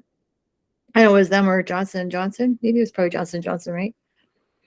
I don't know. But anyway, people, you know, everybody says they don't have time, but the problem is you need to make time if you're going to use these products or buy into these things, and you want your animal and your family to thrive. You have to take the time to do the work, you know. And people are sitting down at night and probably watching TV or too tired. I don't know, but when you get into this stuff and you want to know things, you don't have time for TV. There's no time for, you know, because you spend the time educating yourself. And that's, you know, and it's so interesting what you find. And it's a little bit horrifying too, is how much stuff is, again, manipulated, and everybody wants studies, but you also have to look at who is being hurt during these studies. And how are these studies being conducted, and on who? You know, so when you're looking at neutering and spaying, how are these animals who's being hurt during these studies? And all pharmaceuticals and most studies are hurting animals, are hurting, and sometimes even humans. Yeah. Kind of switching directions here. Can you share a success story that you've had with healing an animal, and what that was like? There's a few, but what's one that comes to mind? A little Chihuahua from Tijuana that you helped. You're funny. I think one of a big success story. Well, I mean, they're all success stories, and the success really comes from the owners, because if the owners aren't able to put the work in, then there's no way, right? Because they have to do the work, really, right? So the success is the owners. You know, working with me and trusting me, right? It's a big deal. and the animal too, right? But the animal always confirms along the way. They're always funny because they come to the phone, or they, they know I'm talking to their owner. They're always right beside them. Tell her this, tell her this. Or the cats are very funny because they give, they'll show me where to look. They'll say, he's scratching right here, and so I was like, yes, he wants me to look there. So the cats are very, very funny. But yeah, lots of success stories. Well, I think one that comes to mind is a cat that she had big she was always hiding, never came out from under the covers, and she had big welts, like sort of like Aries on her belly, big welts, like big oozing welts on her belly, and couldn't eat by herself, couldn't actually bend over to eat, could not eat by herself. Cried, I forget a lot of things, a lot of different symptoms. Anyway, so we had to really, I now, like after I started working, I really thought that she was dying. I think she was dying. But she's thriving now. She's happy and running around like a crazy cat and being a young cat again. But that took months and months of work. And we had to drain the body of the toxins, switch her over to new food, getting her to learn how to eat raw food. We had to get the inflammation down her head, because a lot of animals, what people don't understand is all these chemicals are going to the brain.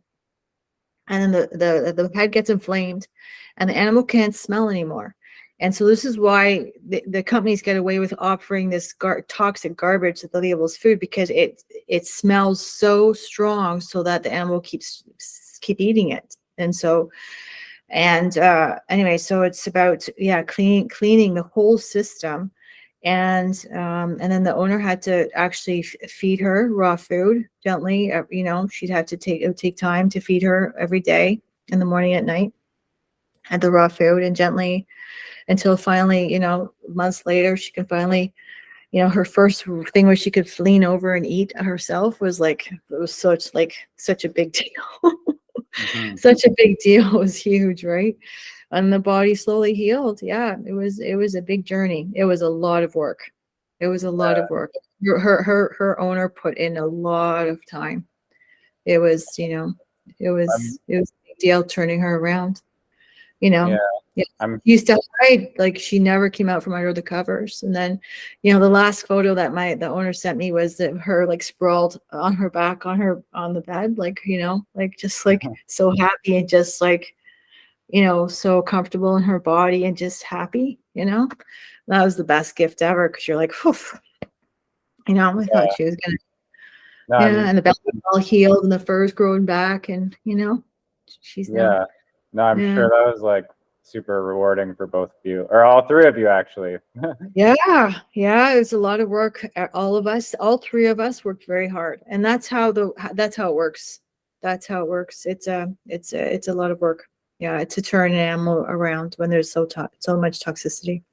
Yeah. Yeah, and I'm sure it's definitely difficult for you, just seeing you. I mean, you see both sides of it, like, I mean, the good and the bad, and then you have to, I think we've had this conversation before about you just having to keep yourself grounded, and like, because you're dealing with all this energy. So, how do you Yeah. keep yourself balanced by dealing with like all this, toxicity and life and death and stuff? Well, I deal with a lot more life than I do death, actually. So there's a lot more wins than there is losses. Um, Okay. Really, for me, it's really, I look after myself. I learned a long time ago to not invest emotions in healing, because it doesn't help the process. It muddies the waters, and so I have compassion, but I'm very clear about where the journey needs to go, and to support the animal. If I worked with a lot of feelings in there, I would lose perspective.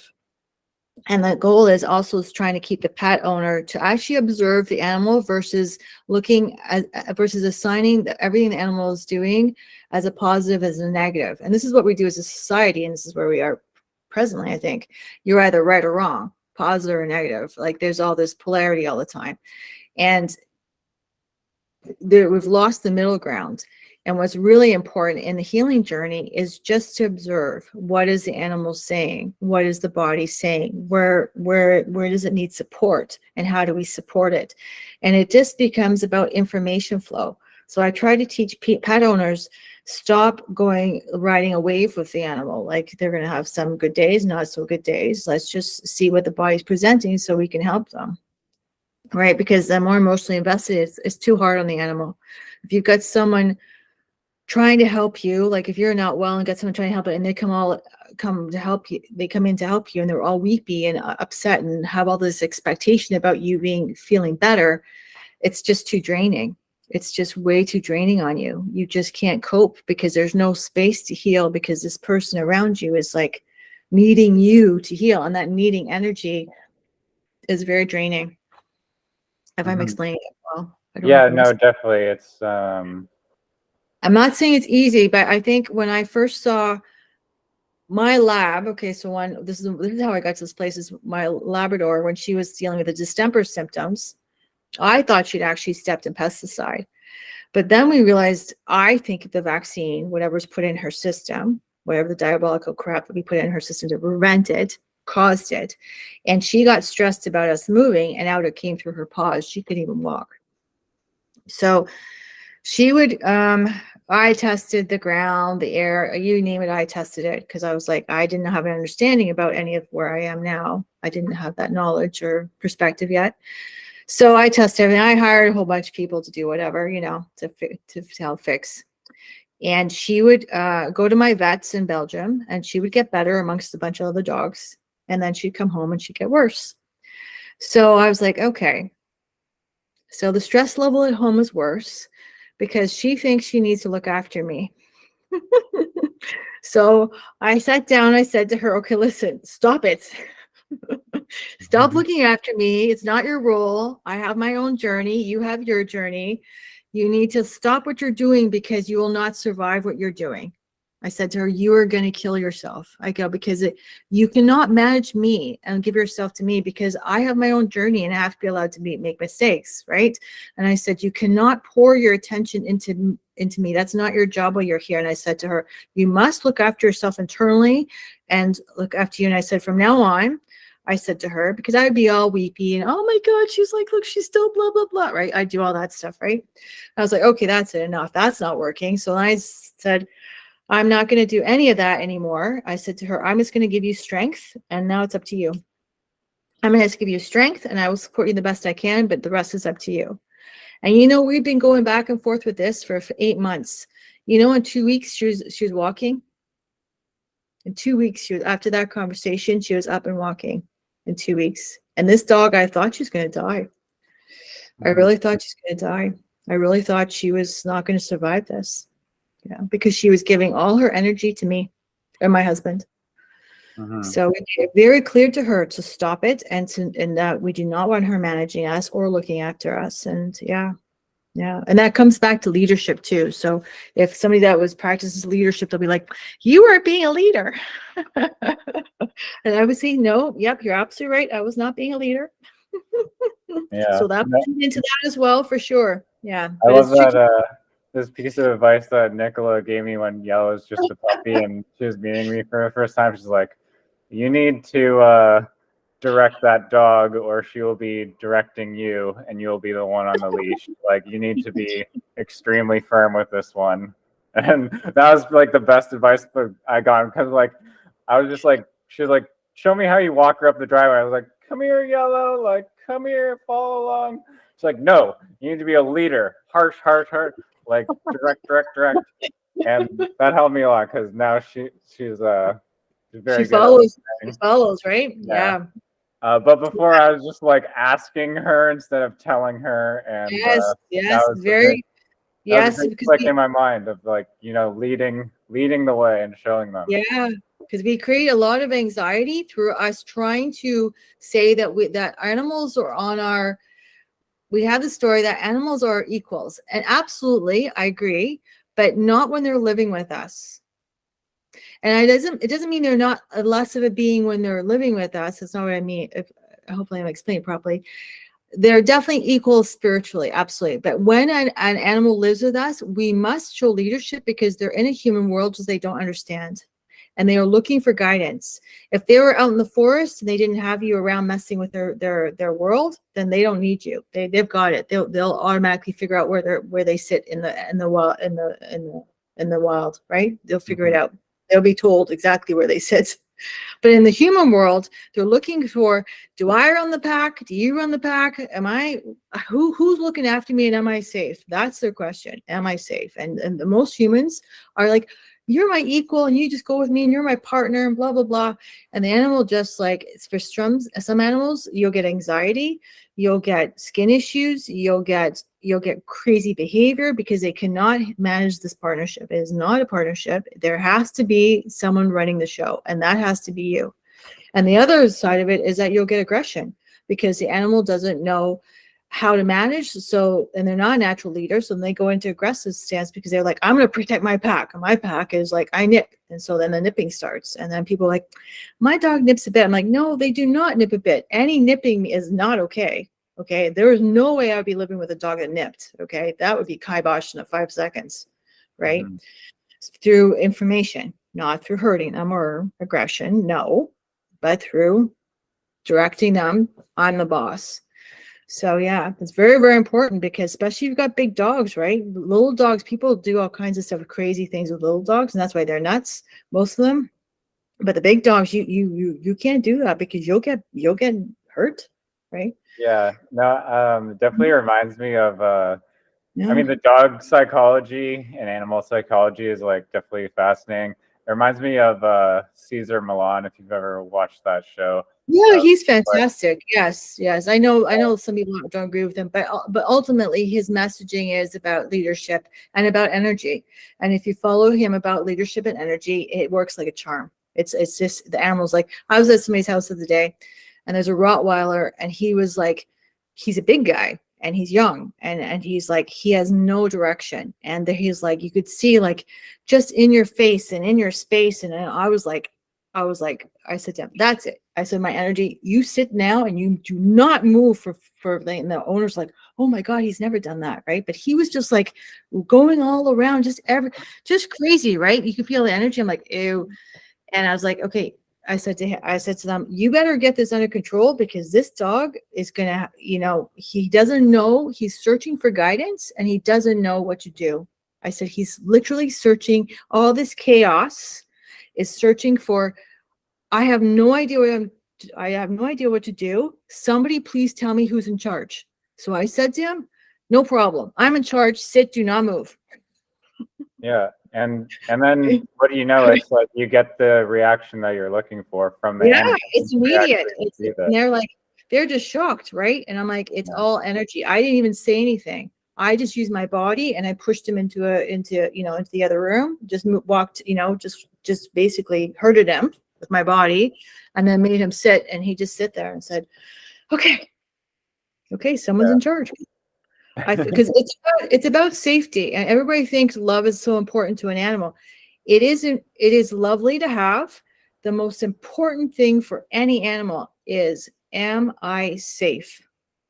And if your actions do not answer that question, you will have imbalanced behavior. Absolutely. And it's like all of us. We love to be loved, but if we're loved by a crazy person, no, that's not safety. It's the same with us, right? We have to feel safe. And at first, every being needs to feel, are we safe first? And then love, that's lovely. But if I'm loved crazy, order and structure, falling. Yes, safety. It's about safety. Yeah, very important. We're almost wrapping up here because I don't want to keep you too much longer. And I've had it's always just so awesome to speak with you. I have one more kind of question is because I had no idea that you were working with horses. So Can you describe your experiences working with horses, and any like interesting stories that you may have surrounding horses and animal healing?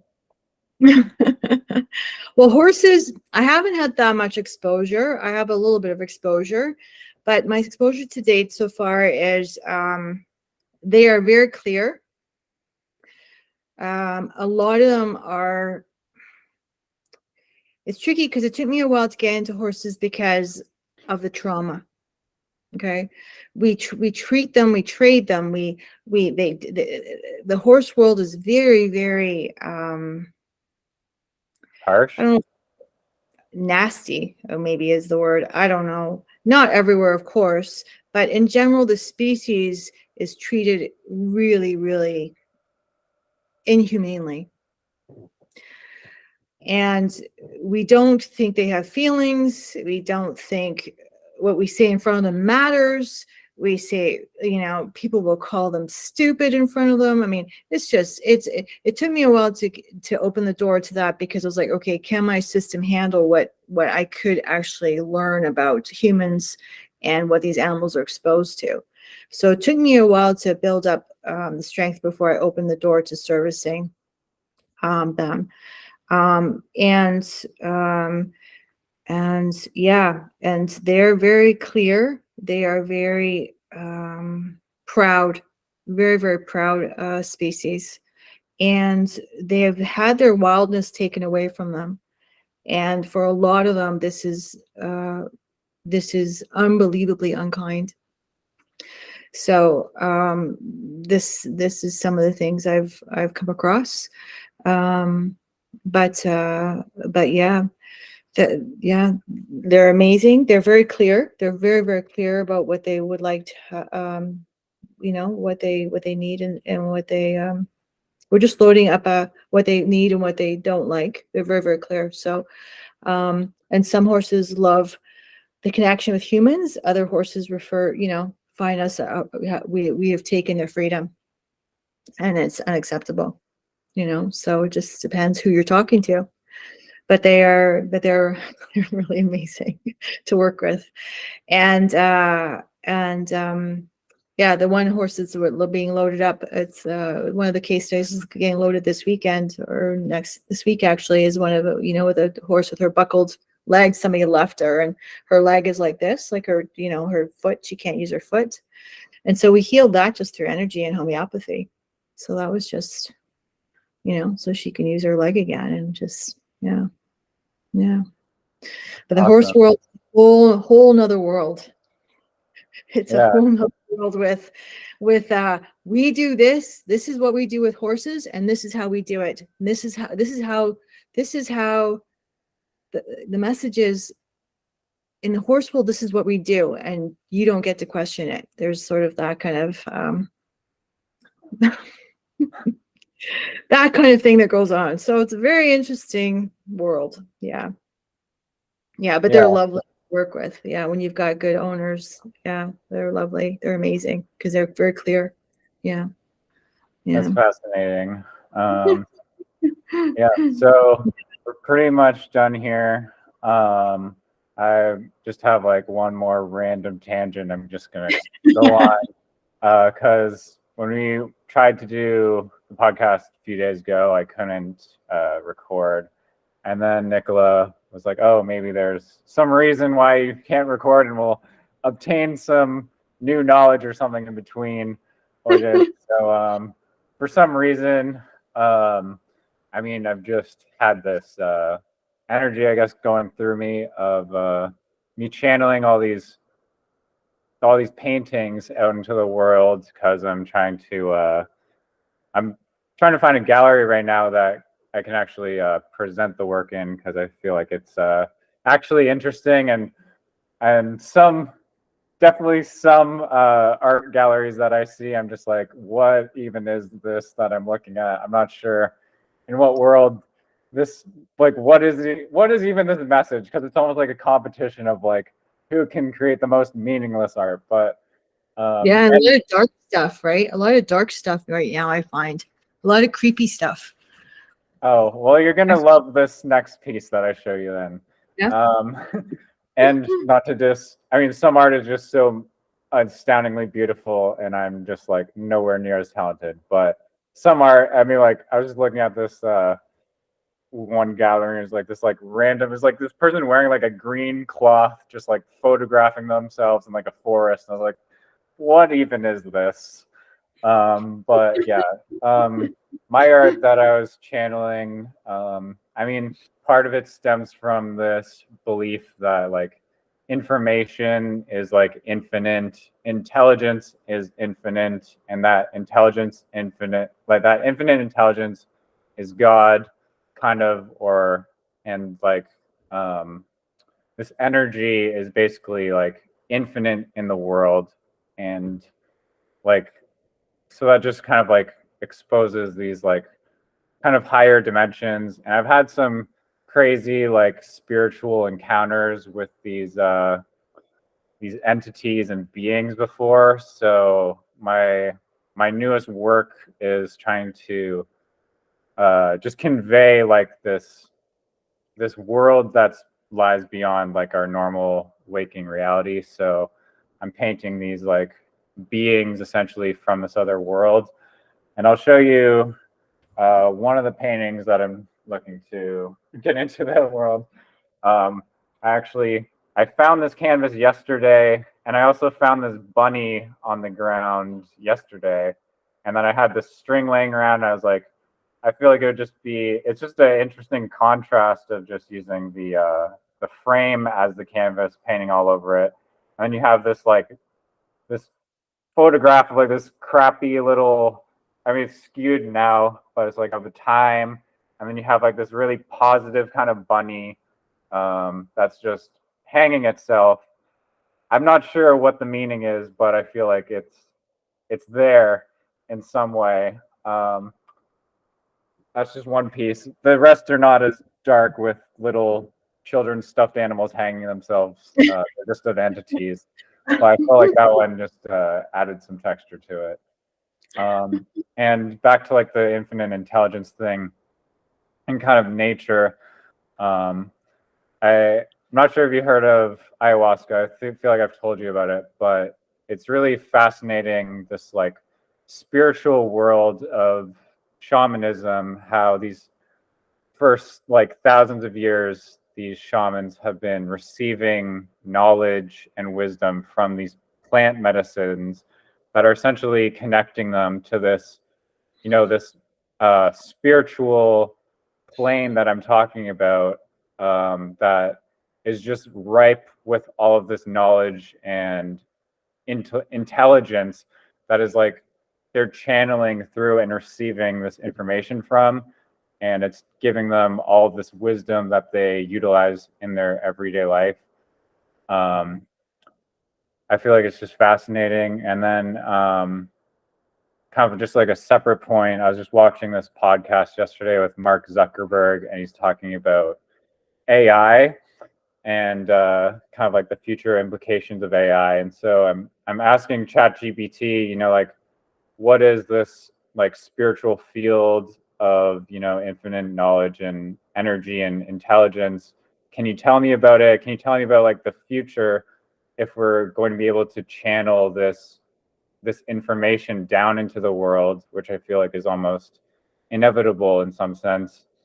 But basically, ChatGPT was giving me nothing as an answer, saying like, okay, if it's not provable scientifically, then you can't really say that it's real, even though you can take a CAT scan of people on these psychedelics, and your brain map and neuroplasticity and all this like stuff is just hyperactivated, along with all of these anecdotal evidence of people encountering spiritual fields. But what kind of like occurred to me is that like this AI that people are very afraid of are missing like this one crucial element, and that crucial element that AI is missing is like this spirit, and that's something that it will never really be able to obtain. And like that spiritual like element is so crucial and vital to like the very like core of our being, and it's what allows us to like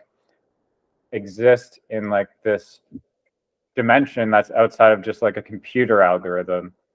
So yeah, that was just on my mind, and that's kind of what my latest work is about. I'm trying to hunt down a gallery in Vancouver that is interested in showcasing it, but I feel like it would probably be better suited for the hippies out in Portland, to be honest, since that's kind of a more appropriate demographic by the sounds of it. But yeah, that's one aspect of what I've been working on, is like this crazy like spiritual visionary field, and then I'm just doing like this insurance work, trying to like farm data off vineyards for like parametric insurance stuff.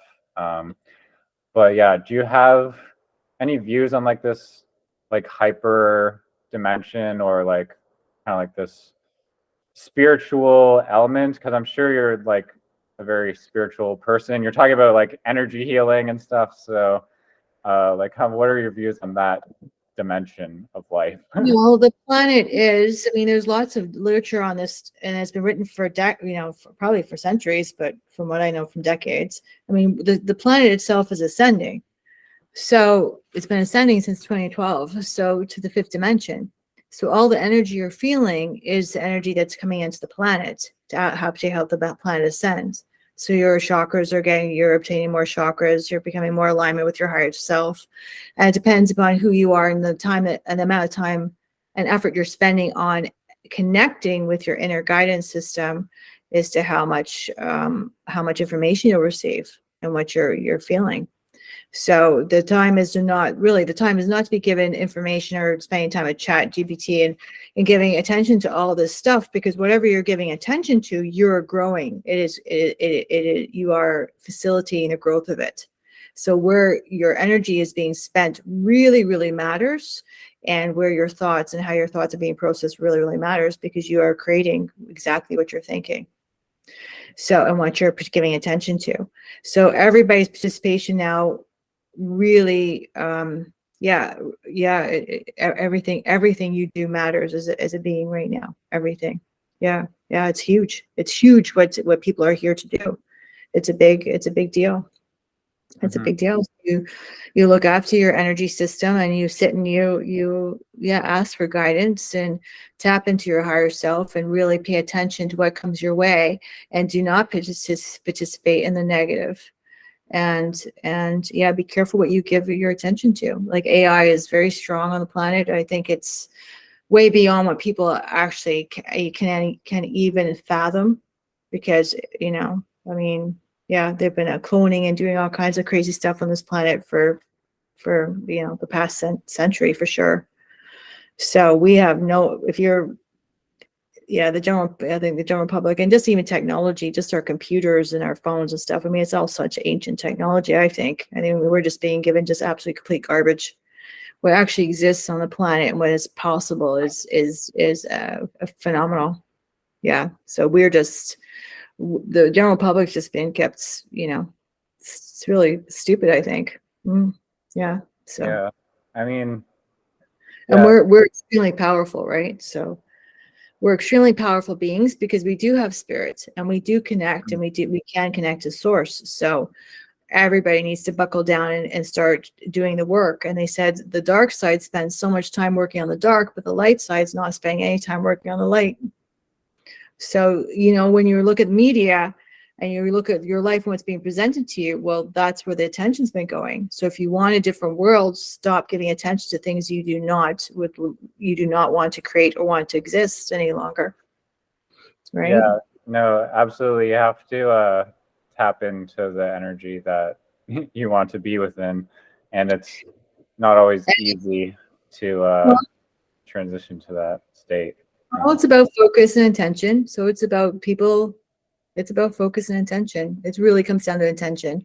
And also what everybody suggests everybody do is understand universal laws. So what are the laws that govern the universe, right? That's very important to learn all those laws and really understand how does the universe work, because that's part of, right? So you're not part of the tech and the AI and all that's just distraction, right? I'm getting a few indigenous artists on the podcast soon. Oh, good. And I'm always fascinated by the indigenous knowledge because it's just so rooted in like the fundamentals of, you know, like nature.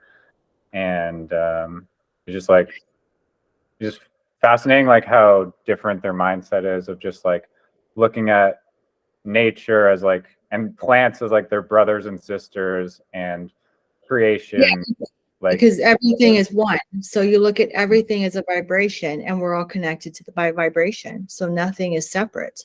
So this is why people walk around. You walk around in the physical world and you think you're separate, but you're not. That's just physical. You are energy first. Physical is just a vehicle. It's not who we are, and it's not really what's the bigger picture is at all. mm-hmm. Well, so yeah, and the natives know, all the beautiful native people, they know this, and this is why they've been so heavily targeted, because they are a huge energy force. They know about consciousness. They know about they're more connected than anyone, right? So yeah, Absolutely. yeah, they're vital. They're the vital force on the planet, I believe. Yeah, the native cultures.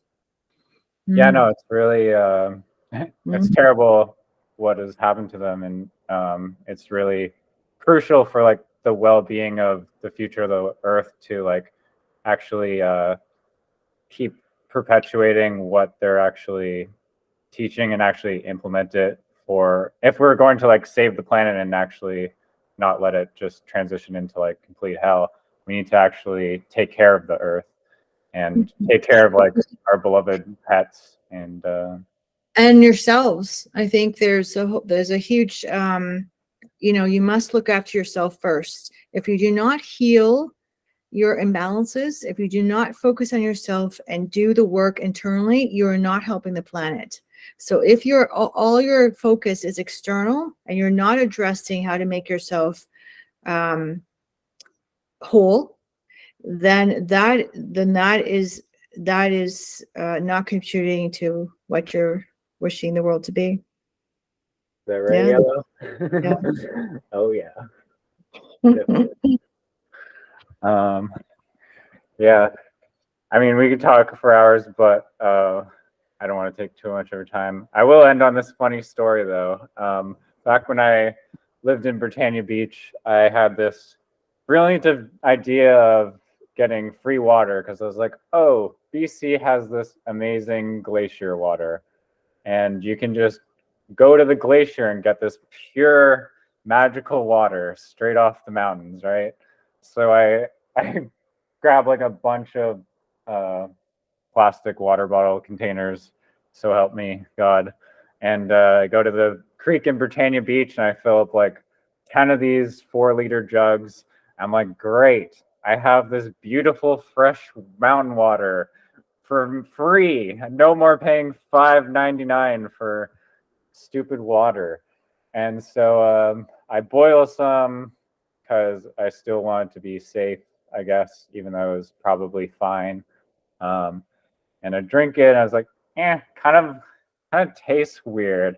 And so I tell my mom, and she's like, buddy, Britannia Beach used to be this huge copper mine, and there's like 214 kilometers worth of tunnels all throughout the mountains in Britannia Beach, and there's literally like copper sulfate running through these streams, and it was so bad that in like the from like 1980s or something onward, I forget the date, there was no marine life in Howe Sound because all of this pollution was coming out from the mines.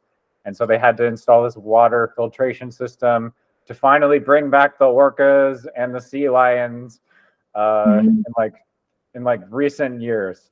And so I was like, oh, I guess I probably shouldn't be drinking this mine water filled with copper sulfate then. Nice. Nice. That's funny. Yeah. But thank you so much, Nicola, for coming on. And You're welcome. I always have such a great time talking to you. Please, everyone, check out our website, animalsbodymindspirit.com, for more information on what Nicola does and her amazing approach to healing animals. Bye. Thank you so much. Bye, Zach. Thank you for having me. Bye.